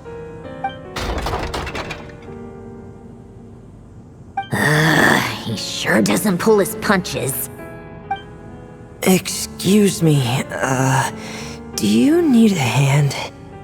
You can do me a favor by staying out of my way. Can't you see I'm busy? Wait a minute. I recognize that voice. Hello, Miss Sandrone. Father sent us over to help. How considerate of her. Hey, Fremine, get over here and help me fix this. Lenny, you do your thing. Just keep your sister away from my machines. Nearly every machine that cat girl touches ends up going haywire. Go put her on cleaning duty or something.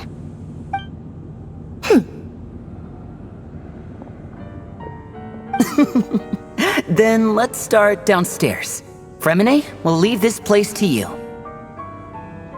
You've got it. Wait a second. Pretty sure there's still some tea in the cupboard. If you want some, you'll have to make it yourselves.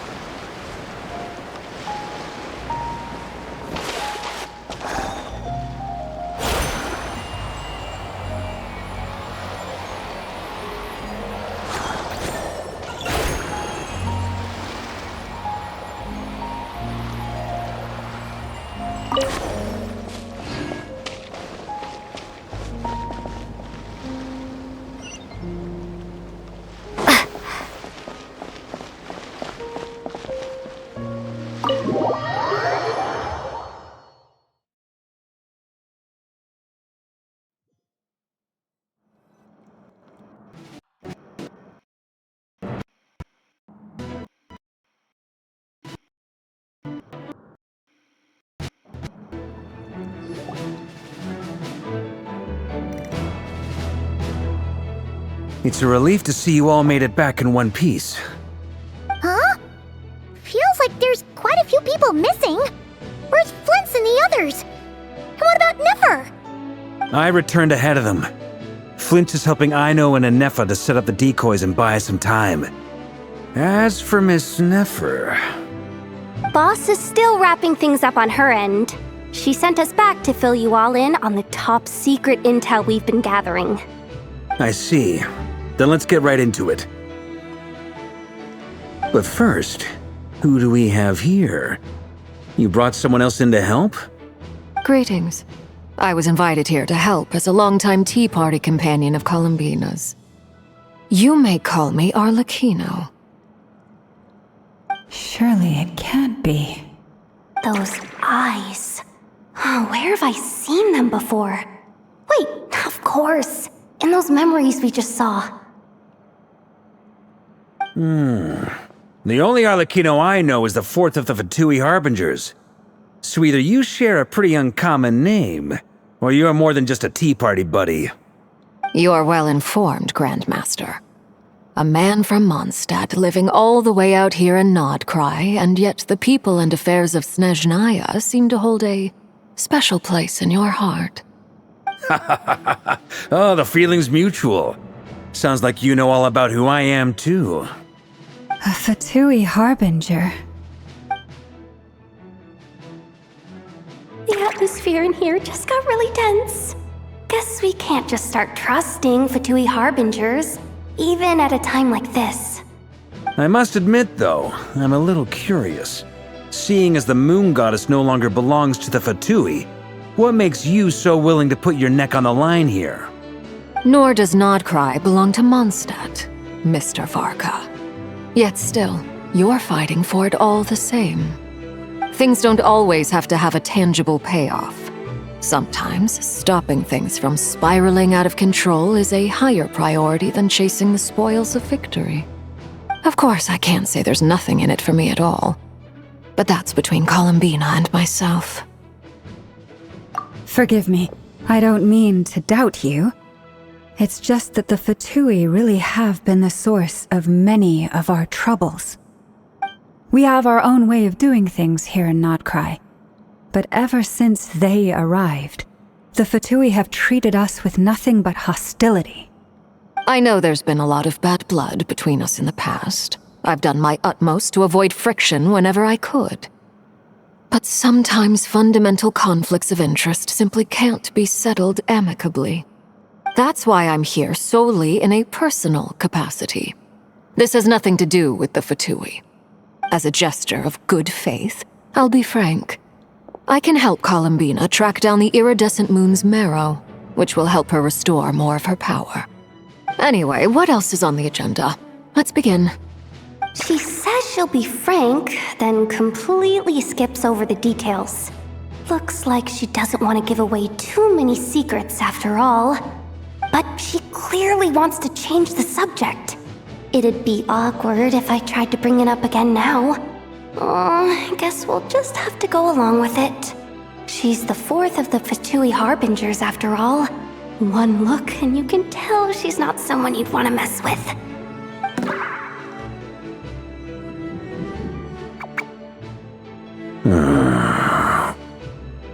Well, since Miss Arlecchino sounds confident in her ability to handle that, we'll proceed to the next topic.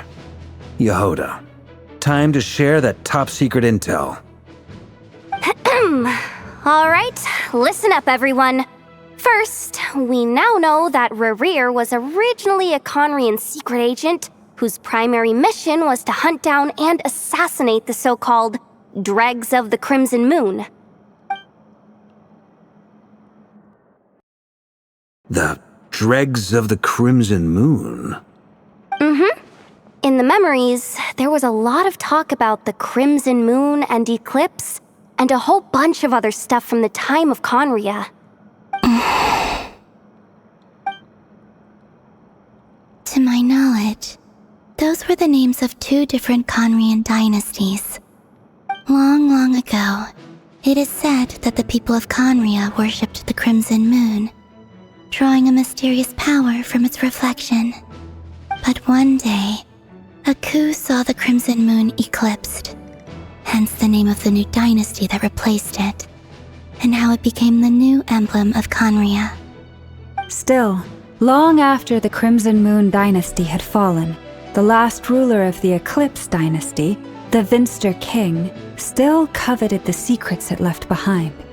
So, he sent the Rehir of Solnari to secretly hunt down the Crimson Moon's few remaining followers.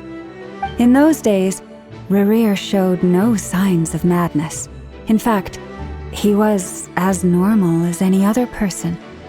Oh, and he had a fiancé, or at least a would-be fiancé, called Tholindis. What's the matter?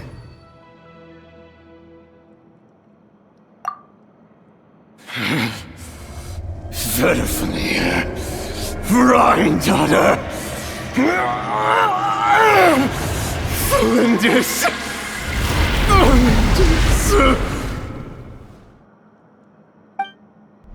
Interesting. Anything else? What about this would-be fiancé of his? Do we know anything about her? Well, she was a researcher at the Universitas Magistrorum, but it felt like she was hiding some kind of secret. Oh, and one more thing. For some reason, Rerir's fragment also contains some of Tholindis' memories, though only a very small portion. Well, no shortage of potential leads, I'll give you that. In any case, it sounds like we can conclude that while Tholindis was still around, Rerir appeared to be lucid and quite normal. Tholindis, it seems, must have been the one thing in this world that he couldn't let go of. Tell me though, were these pure-blood Conrians we're talking about here? Why do you need to know that? Hold on. If she was a pure-blood Conrian... Oh yeah, just like how it was with the captain. If we could somehow find her, do you think there's any chance Rerir might regain some of his sanity? It's possible, but it would take a miracle. We can't pin all our hopes on that. That merchant who Nefer knows, Dori Sangama Bay. Maybe we could hire her to look into it. All right then. Let's keep working in our separate teams. Traveler, Paimon, Kutar, and Miss Arlecchino will go look for the iridescent moon's marrow. As for the others... On the way over here, I noticed that the wild hunt monsters had grown even more frenzied in their search for Kutar. At this rate, the people living here will be in grave danger too. So I'm thinking of gathering together some of our followers to go wipe them out. I'll head back to the curatorium and meet up with the boss. Feels good knowing we've all got something to be getting on with. Given that the Wild Hunt has been a lot more active lately, the Lightkeepers have likely begun their own operations too. If that is the case, someone will need to pass the news on to Flint's. I'll hold the fort for now, then discuss our next move with Flint's, Aino, and Anefa when they get back. Alright then. Well, the clock's ticking. If that's everything, we'll be on our way. We'd better get moving too. We'll try to buy you as much time as we can. Relax, just do your thing. I decided to call in some backup since things are getting so hairy. Our reinforcements should be here any minute now. Stay safe, everyone. Dismissed.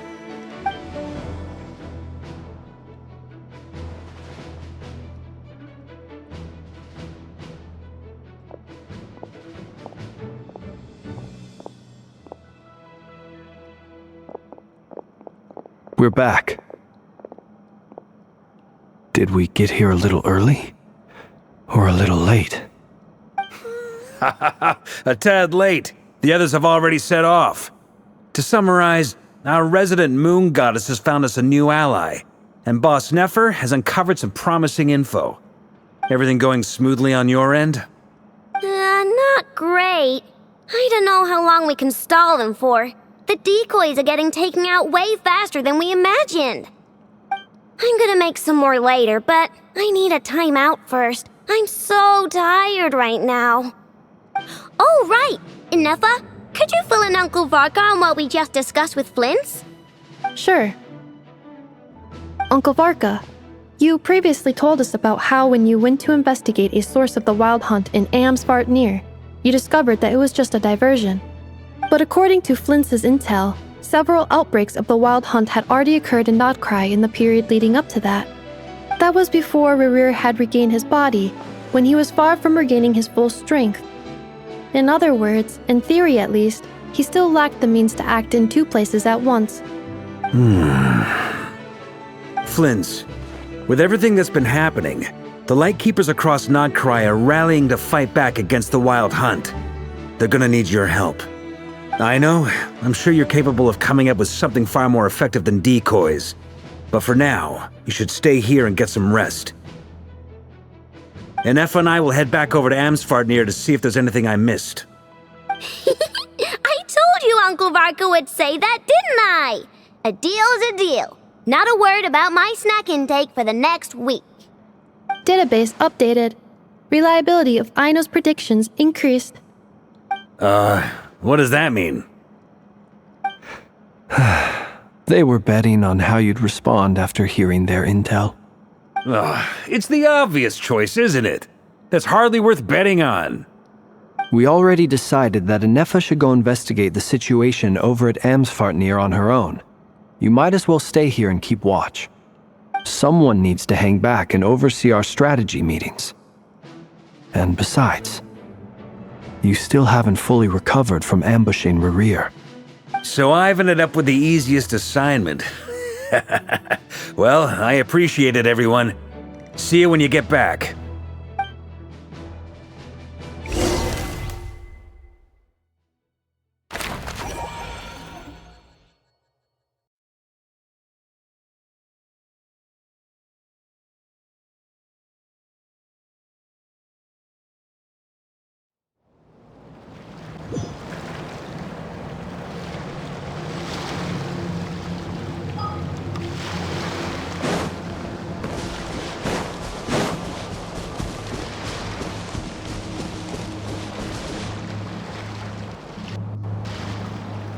Here, this will serve as a good spot to cross over. Arlecchino, hold up a second. Since you brought us all this way, would you mind telling us what you got planned? We still haven't got the slightest idea what's going on here. And if even Columbina doesn't know where the iridescent moon's marrow is, how do you? Simple. Because I am an inheritor of the royal bloodline of the Crimson Moon, and one of the last surviving embers of the Two Worlds' flames. Huh? Are you serious? As in, you're a descendant of that Crimson Moon dynasty we were just talking about? The one from ancient Conria? Your surprise is understandable. I was also taken aback when I first learned of it. But the more I thought about it, the more I realized the signs had been there all along. When I was young, I discovered I could wield a very special kind of fire. It coursed like blood through my veins and smoldered away inside my nerves. What's more, whenever I experienced strong bursts of emotion or drew too deeply on this power, it was like some kind of presence within the fire would begin to gnaw away at me, consuming me from the inside out. Exactly. That is why my hands are like this, too. At first, I saw it only as a curse, but once I became a harbinger, the jester apprised me of the truth. Together with my own investigations, over the past few years, there are several things that I have gradually come to understand. For instance, take the so-called Crimson Moon. In truth, it is nothing more than the shattered remnants of the iridescent moon, fused with the abyss to prolong its lifespan. Since this blood flame was bestowed upon me by the Crimson Moon, it is a fusion of the iridescent moon's former power and the corruption of the abyss. You all understand the nature of the abyss well enough. I draw upon its power, and in return, it hungers for my soul. This strange blackness is the mark of corruption it has left behind. If I recall correctly, you once told me that if the corruption ever made it to your heart, you'd become a completely different person. Yes, and that's the reason I'm always careful not to push my power too far. It's essentially a never-ending tug-of-war. Oh, sounds intense. Anyway, the rest of my story can wait. Is there anything else about the Crimson Moon or the Iridescent Moon that you're unclear about? Paimon has a question. So, the Crimson Moon that the Karians used to worship was actually the Iridescent Moon, right? Which was one of the three Moon Sisters. Does that mean that the Karians were to the Crimson Moon as the Frost Moon Scions are to the Frost Moon? So much of that history has been lost. We have no way of knowing exactly what they were like. But I would suspect that the Conrians weren't as devout in their moon worship as it might appear. The iridescent moon's remains simply served as their link to the Abyss. Later on, perhaps someone discovered a way to make direct contact with the Abyss. Or maybe there was some kind of ideological divide. Either way, a dissenting faction staged a coup and drove out the royal heirs of the Crimson Moon dynasty. Still, even with the dark sun looming high overhead, the Crimson Moon's glow never truly faded. If you want living proof, it's standing right before you. The first time we met, I sensed something familiar in your presence. When I looked at you, I felt I could see that mysterious red moon in the corner of my eye. In your flames, I saw its broken image, surrounded by a strange black aura. Well, I appreciate that you kept it to yourself. Much about the Crimson Moon is still a mystery, and I'd prefer not to end up as the object of an insane research project. Anyway, time is against us here, so if there's any other questions, they'll have to wait. I just want to make sure I've got one thing straight. In her letter, Sandrone mentioned that since you are unable to contain the iridescent moon's marrow yourself, you intend to leave it in my custody, correct? That's right. For now, it's the only way I can pay you back for your help. The iridescent moon is already part of who you are, so with its marrow in your possession, you'll be even more powerful than before. Deal. Then let's get started. Get what started? What does this place have to do with the Crimson Moon? When I first became a Harbinger, the Jester gave me a book called Paranhari, also known as Leobranto Innamorato. You should be able to buy a copy next time you're in Fontaine. It's a love story set in the Crimson Moon era, but setting aside the tangled romances of its characters, it also records a few interesting details. In the Crimson Moon era, or so the story goes, there was an orphanage that received children from beyond the bounds of this world, and subjected them to a peculiar induction ceremony. Beyond the bounds of this world? For real? And what kind of induction ceremony? The Crimson Moon Sages looked beyond this world for beings with powers that surpassed the gods. But fearing they might lose control, they subjected these children to a process of refinement. They made these children crawl up a fireplace and kept asking them, "Have you died? Did you see it?" Until they finally admitted to having died and seen a crimson moon. The adults embraced the children who passed the ritual, telling them, "Within the fireplace, you have traversed the flames between two worlds. Here and now, you are born anew." The book leaves much unsaid, but I suspect that this was their way of branding the children they had enrolled, leaving an indelible mark upon them so that they would forever live in the Crimson Moon's light. That explains why I can't sense the Crimson Moon's marrow in this world. It makes sense that it would be sealed in a special space that can only be accessed temporarily through some kind of ritual. But there's no fireplace here. Do you see a chimney anywhere? Oh, are we supposed to build it ourselves? Okay, fine. Paimon will go find some bricks. That won't be necessary. The fireplace is purely symbolic. The key to the ritual is crossing the flames between two worlds. In other words, the flames that burn within me. Those burned away by such flames leave behind a kind of ghostly afterimage in the world. In the days of Conria, people believed they could be used to bridge the gap between the two worlds of life and death. In short, I can open a passage to that space for you. That's the easy part. The catch is I'll need to stay on this side to keep the passage open, so I won't be able to come with you. Once you're inside, you'll have to find your own way. Very well. Then I'll open it up. Traveler, spare me a little more moonlight if you would.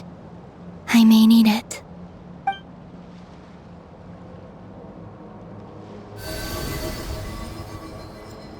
Thank you. I feel like I've recovered some of my strength now. It should be enough to move us across short distances and confront whatever dangers might await.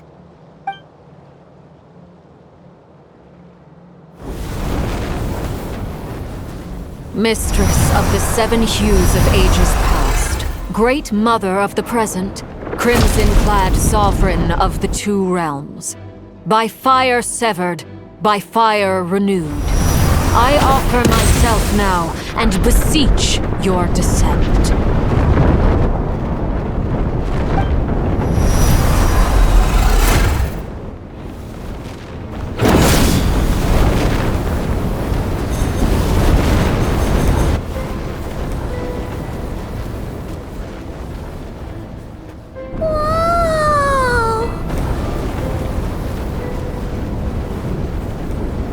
One word of advice. As you're crossing over, no matter what voices you hear, do not answer. Got it! I sense a sinister gloom inside, but also the familiar light of the moon. I feel that I am about to meet an old friend who has changed beyond all recognition. All right, let's go.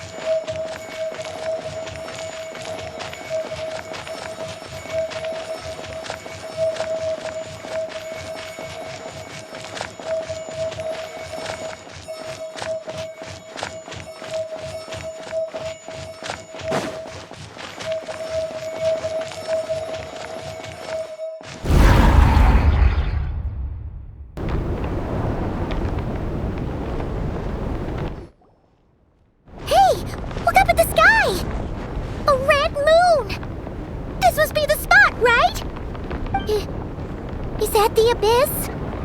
It's practically filled the entire place. What now? What a tragic sight. Fragments of your broken body, seized by the abyss and hung up aloft like mummified remains. Iridescent moon, was this truly what you wished for?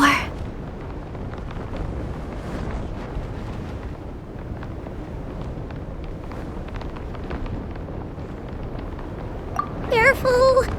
There's something spooky about this place. Feels like something is lurking in the fog. Haimon's right behind you. Whatever you do, don't run off without her.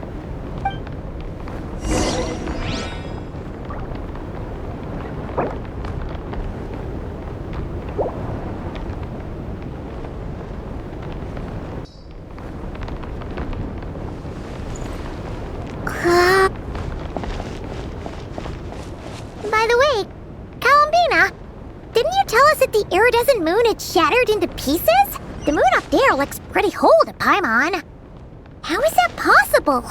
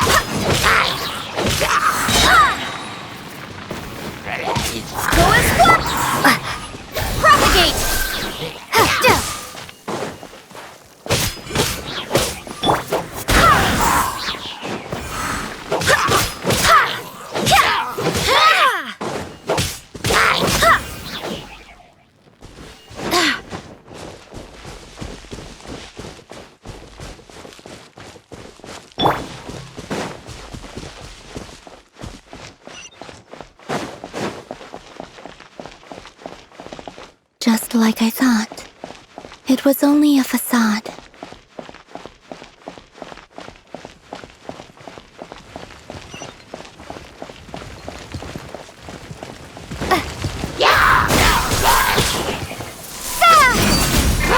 Leave my space! Let me scry! Written in the stars! Scatter!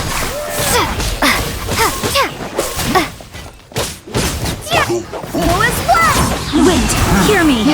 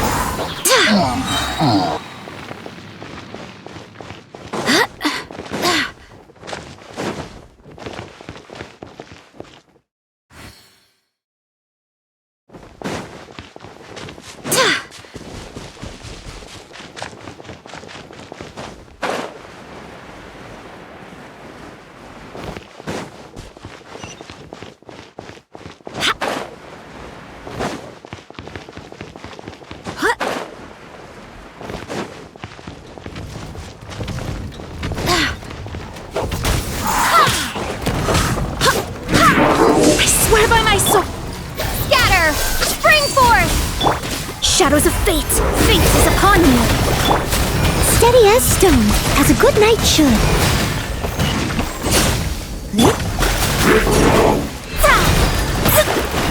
Let me scry!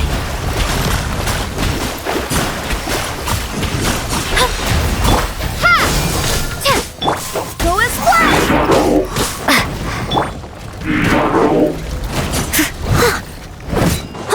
Propagate!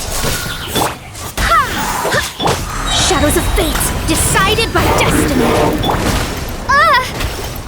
Scatter!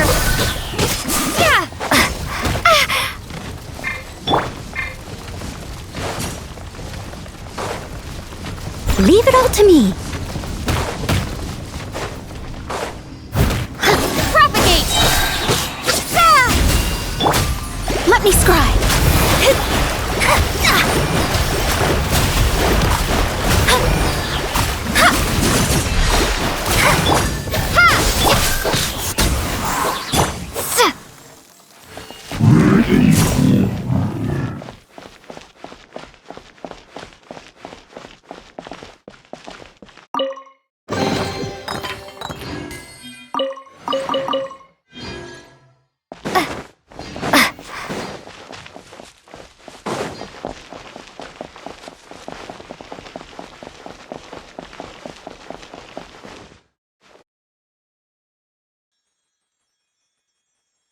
Huh?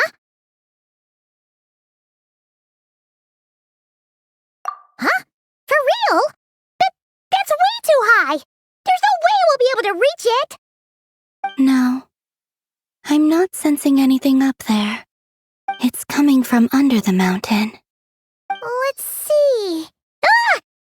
There's some kind of weird shadow over the water! Wait, see that? Looks like a mechanism of some sort. Let's check it out!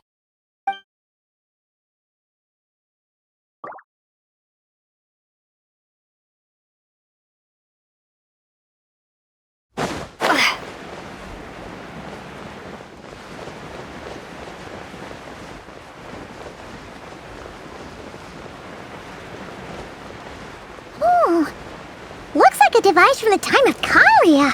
Maybe people once came here to study the Crimson Moon's domain, and they left this behind. If we can activate it, we might find some clues!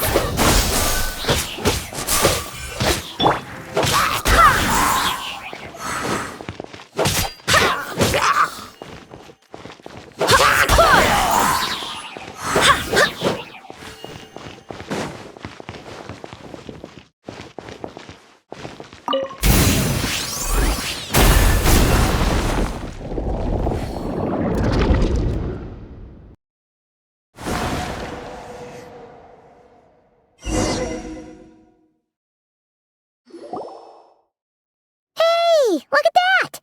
Now that the mechanism's running, the shadow in the water looks different! Do you think these mechanisms might be the key to unlocking the secret? Let's try to find more of them! Felindis, we'll leave the rest of the research in your hands. We'll be heading back now. I hope this isn't ruining date night. Ugh.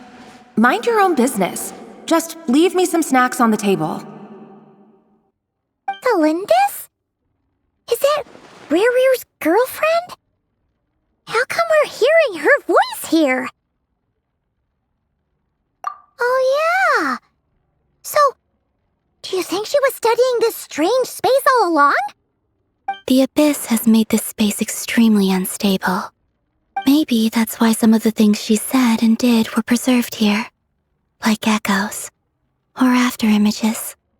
Whenever I see this view, it takes me back to a poem from my childhood. Waning moon, oh lifeless damsel, weeping on the mountain crest, mourning still in wistful tone, her fragile soul now laid to rest. For me, of all people, to be here investigating the mysteries of the Crimson Moon space, is it a coincidence or something more?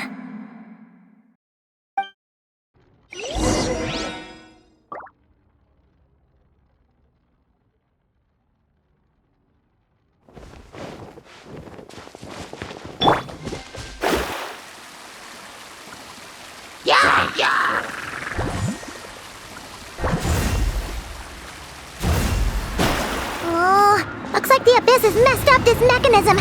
We need to find a way to get it working again. Let's see if there are any other devices nearby. Scatter! Germinate! Written in the stars!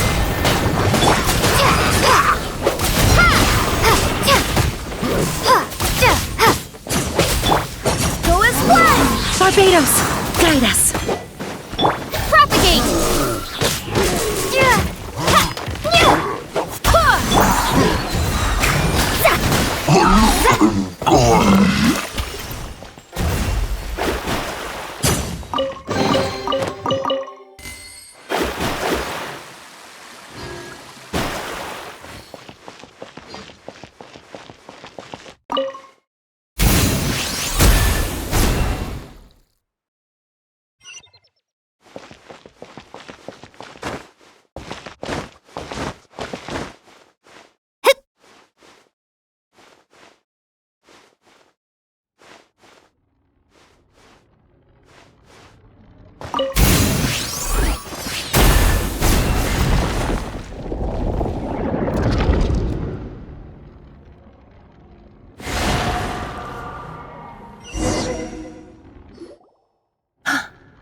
I see.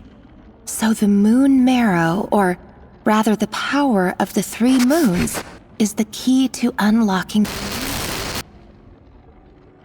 If it really does exist, then maybe this madness can finally be put to an end.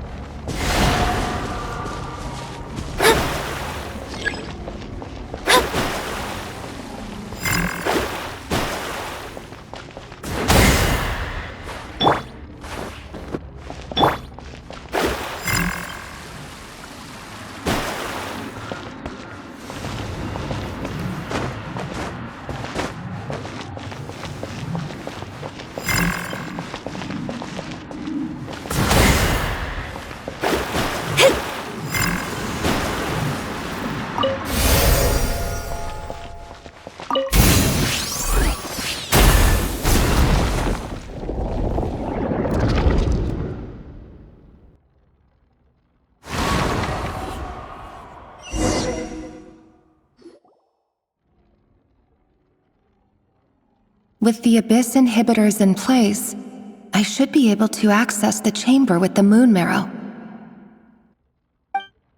Oh, Revier, with every step you take, you're drifting further from what you truly desire. But you're not the root of the problem. Ever since that outsider set foot in Conria, the Vinster King has sunken deeper into madness. If only I could get my hands on that outsider.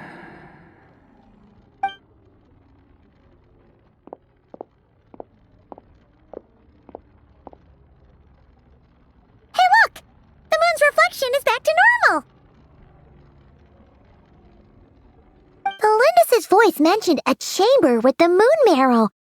Do you think maybe it's hidden in the moon's reflection? It must be. For within it, I sense the fragile aura of a dying soul. Then there's no time to lose. Let's go!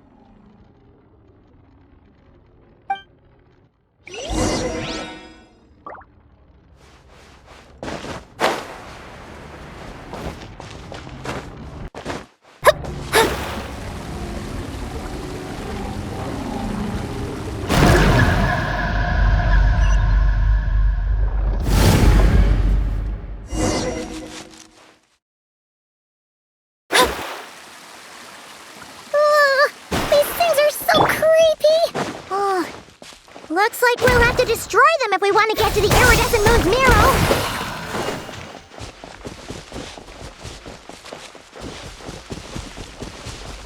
Propagate!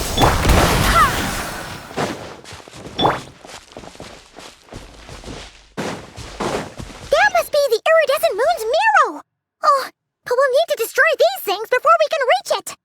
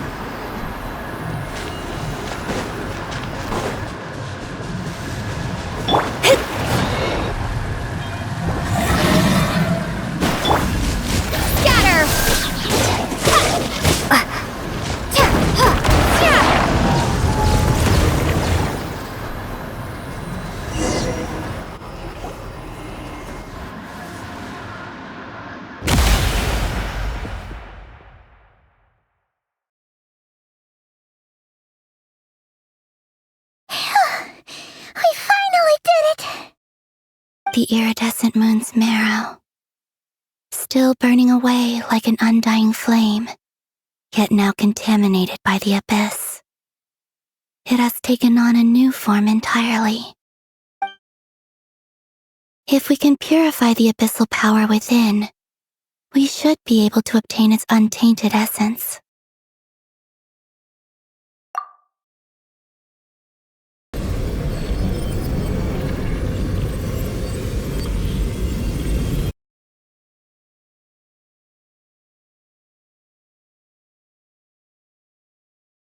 It's so cold.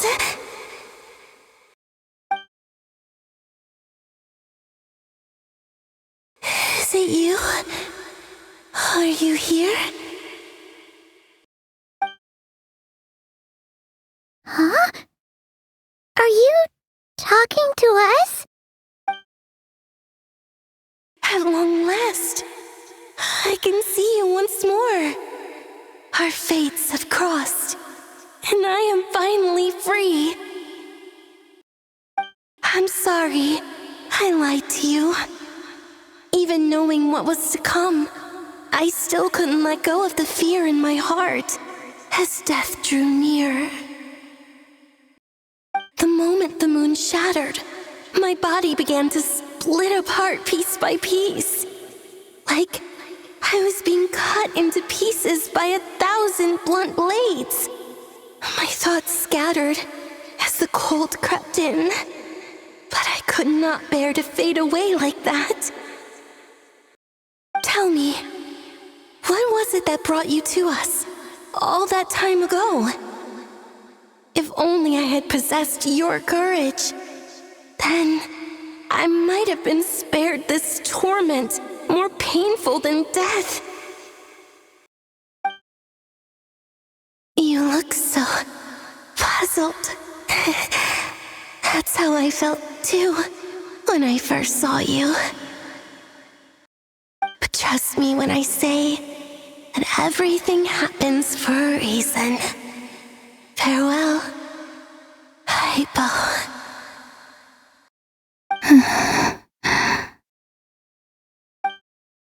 What was that all about? Was that the goddess of the iridescent moon? Oh, it sounded like she was speaking to a long-lost friend. But none of us have ever met her before, right? Perhaps. She took me for the goddess of the frost moon she once knew. For a fading soul like hers, Our auras must be too similar to tell apart. But anyway, we've got the iridescent moon's marrow now. That should help you regain your strength, right? Alright, time to leave this place and meet back up with Arlecchino. Let's go!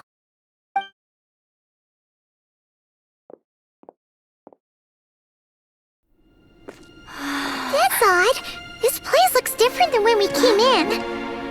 Waning moon, oh lifeless damsel.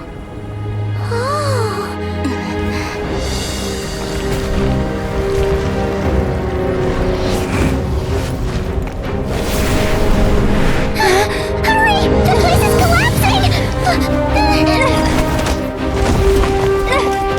It wants to trap us here.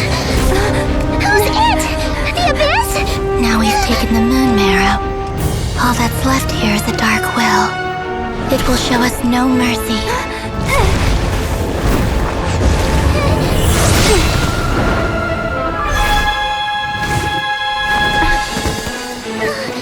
Give it back!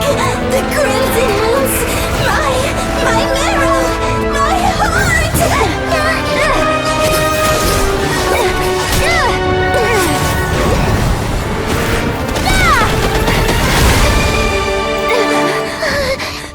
Finally! Huh? Oh no! The exit's blocked! They're back! Now what do we do? This is where you fall. Witness my rise. Hey, What are you waiting for?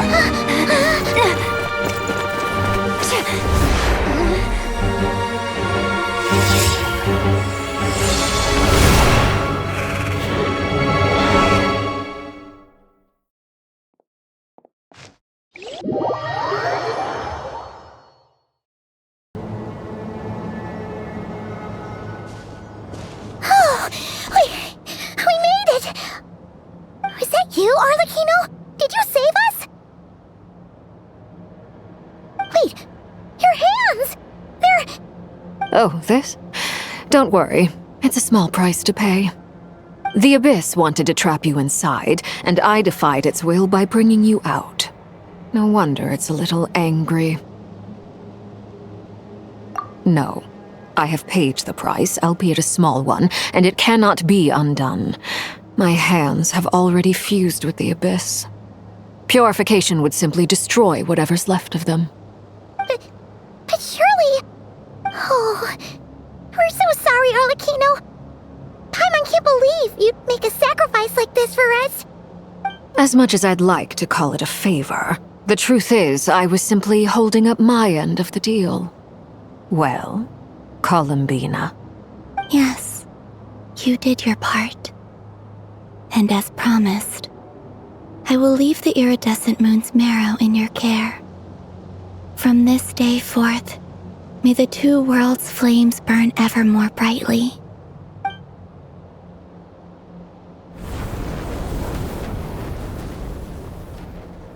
I'll take that as a blessing. Now, Columbina, give me your hand. Accept this moonlight I offer in return.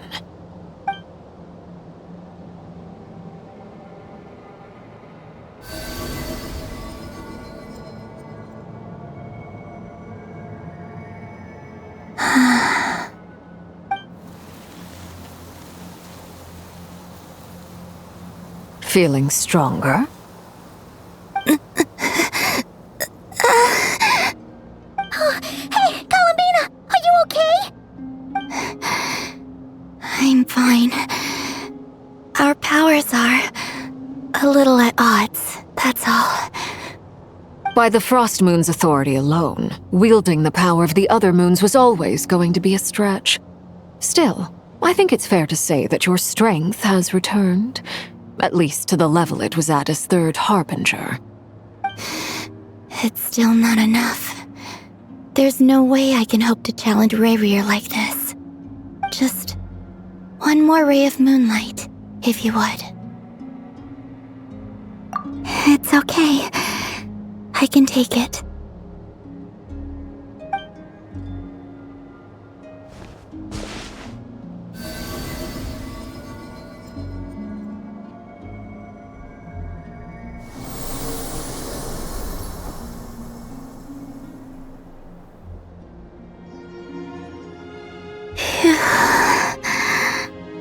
How about now? Fighting fit? At the very least, I won't have to stay hidden like before. I want to see him gone from Nod-Krai. The Rahier of Solnari and his wild hunt must be sent back where they belong. Well, it's good to have something to aim for. You certainly seem more alive now than you did earlier. When I first met you, you didn't strike me as a ray of moonlight. More like a wisp of fog drifting in from who knows where, ready to scatter at the first sign of a breeze. But now, you're full of vitality. Just like the frost moon, once the brightest of them all. May you keep shining, Columbina. This is who you are. Thank you. Look after yourself too, Arlecchino. I know you have plans of your own, and that's why you're always seeking to grow stronger. But whatever you're after, don't let the abyss take a hold of you. I do not wish to see you go down the same path as Rerir. I appreciate the concern, Columbina. Although perhaps it's time you took a new name. A new name? Kutar, the Moon Maiden, Columbina, they're nothing more than code names. They describe who she is and the roles she's played, but they're not her real name. We often use code names in the House of the Hearth, too. But it's knowing your real name that keeps you grounded. Up till now, you've been living a wandering life, so you've probably never really cared. All I'll say is this. Once you've defeated Rerir, give it some thought. All right, that's it from me. I'll get you back safely first, then go meet up with Sandrone. You're the best! I appreciate the gesture. It speaks to your good character. Anyway, let's get going. There are more urgent things to do right now than trade compliments.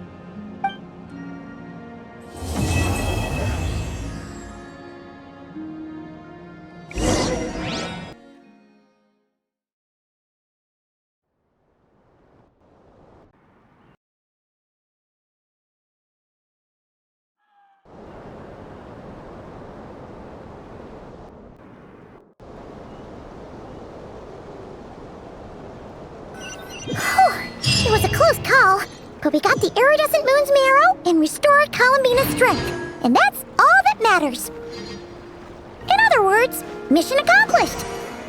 Paimon wonders how everyone else is doing.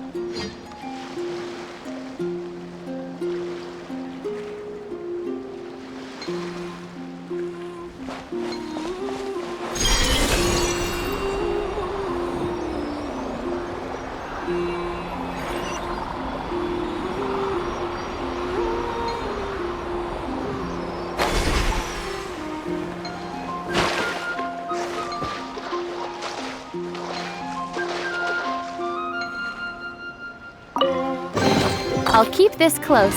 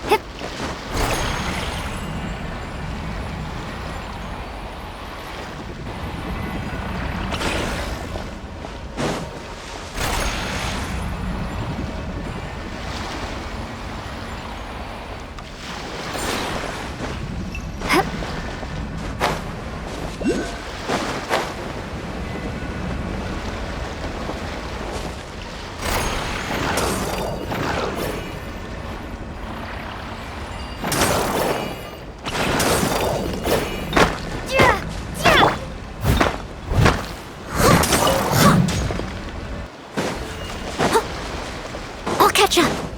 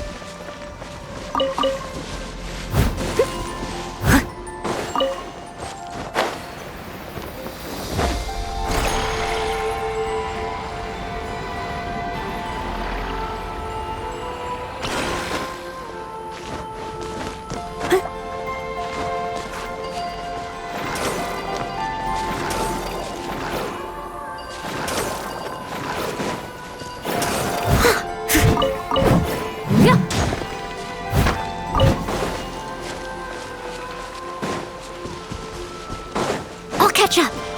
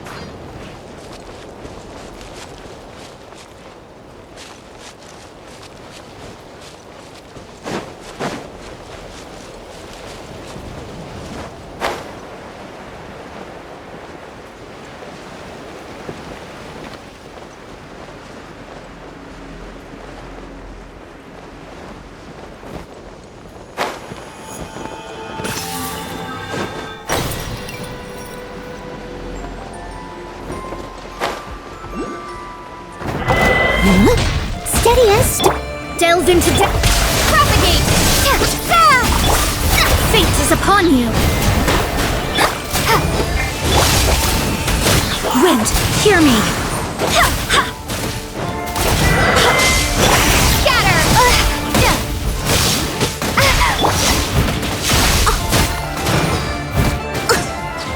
I'll catch up.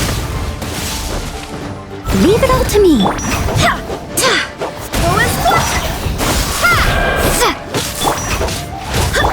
Let me scry! Delve into death curses!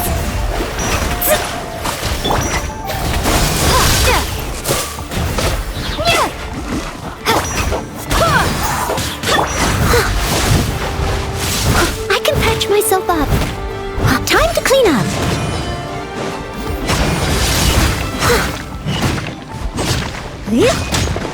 Propagate!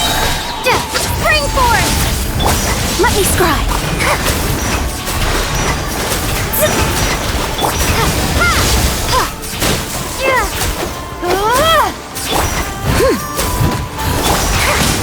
Decided by destiny! Shadows of fate! Scatter!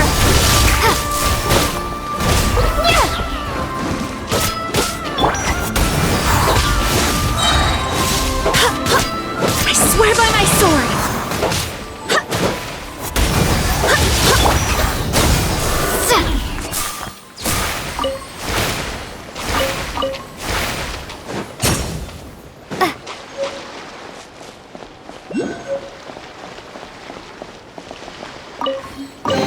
I'll keep this close.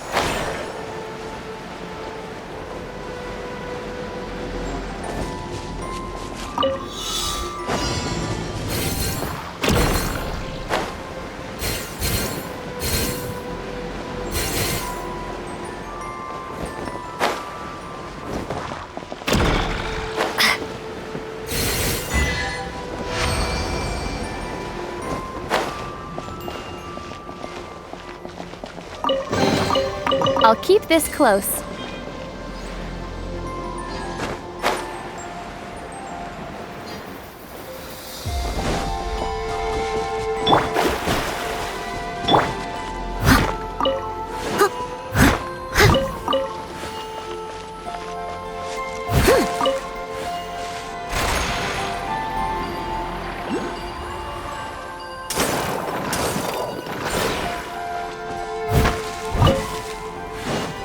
Catch up.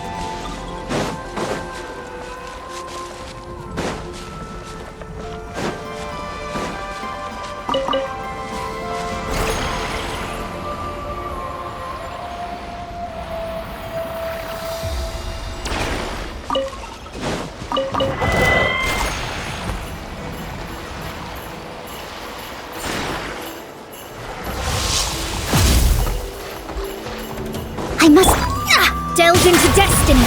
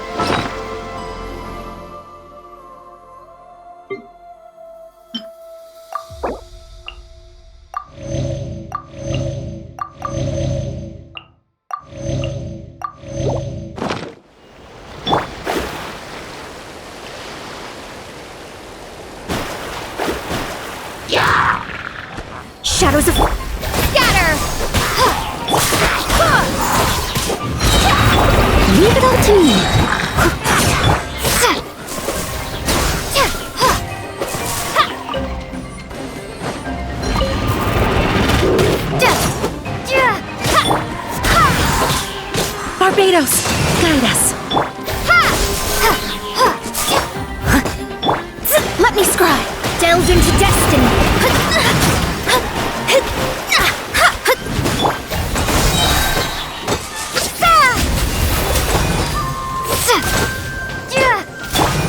Let me scry.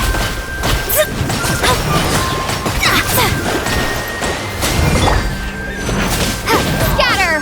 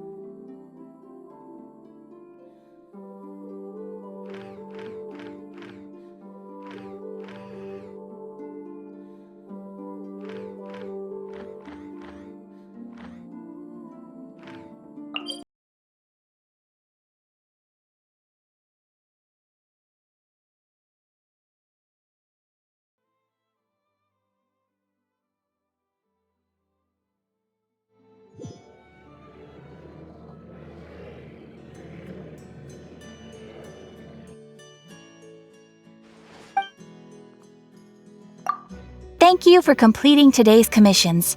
Here is your reward.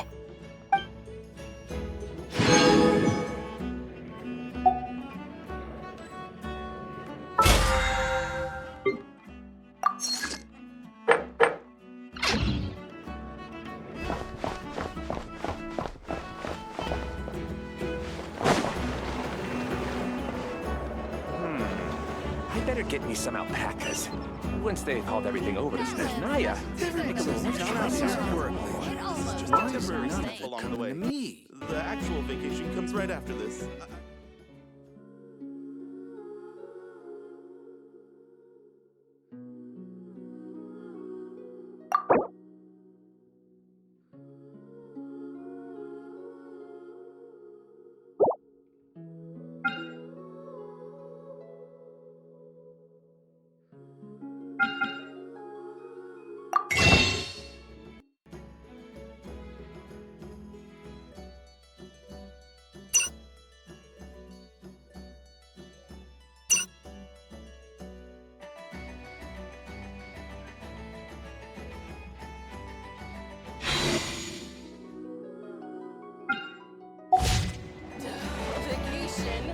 This land holds nothing but promise for adventurers from all walks of life. Wouldn't you agree?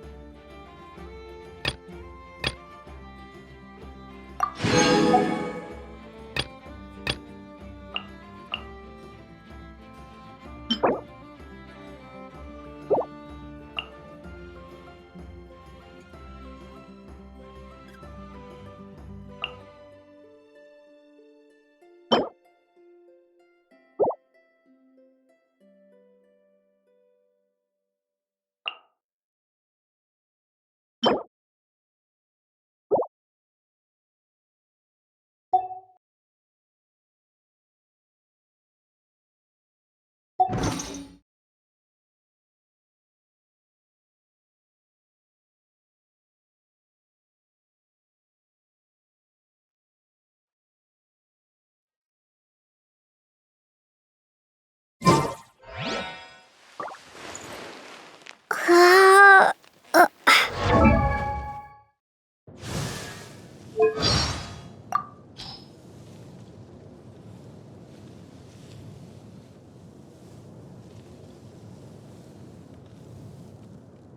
know how some people from the Frost Moon Scions have antlers on their heads? And Paimon, I know, definitely lives up to her reputation as the boss of the Curatorium of Secrets. So, you know how Inefa's a robot? Paimon's been wondering, do you think she has an on-off switch? I've never seen it, but probably, I guess. Wow! Paimon's so jealous. Why? Well, think about it. Inefa goes to wake Aino up in the morning, but Aino wants to sleep in. All Aino has to do is... flip Inefa's off switch so she powers down? Aino's inventions are a real bargain. That's because she builds them from... Oh, Flint's gives the best compliments. Come to think of it, we've met not one, but two genius inventors in Nod-Krai, haven't we?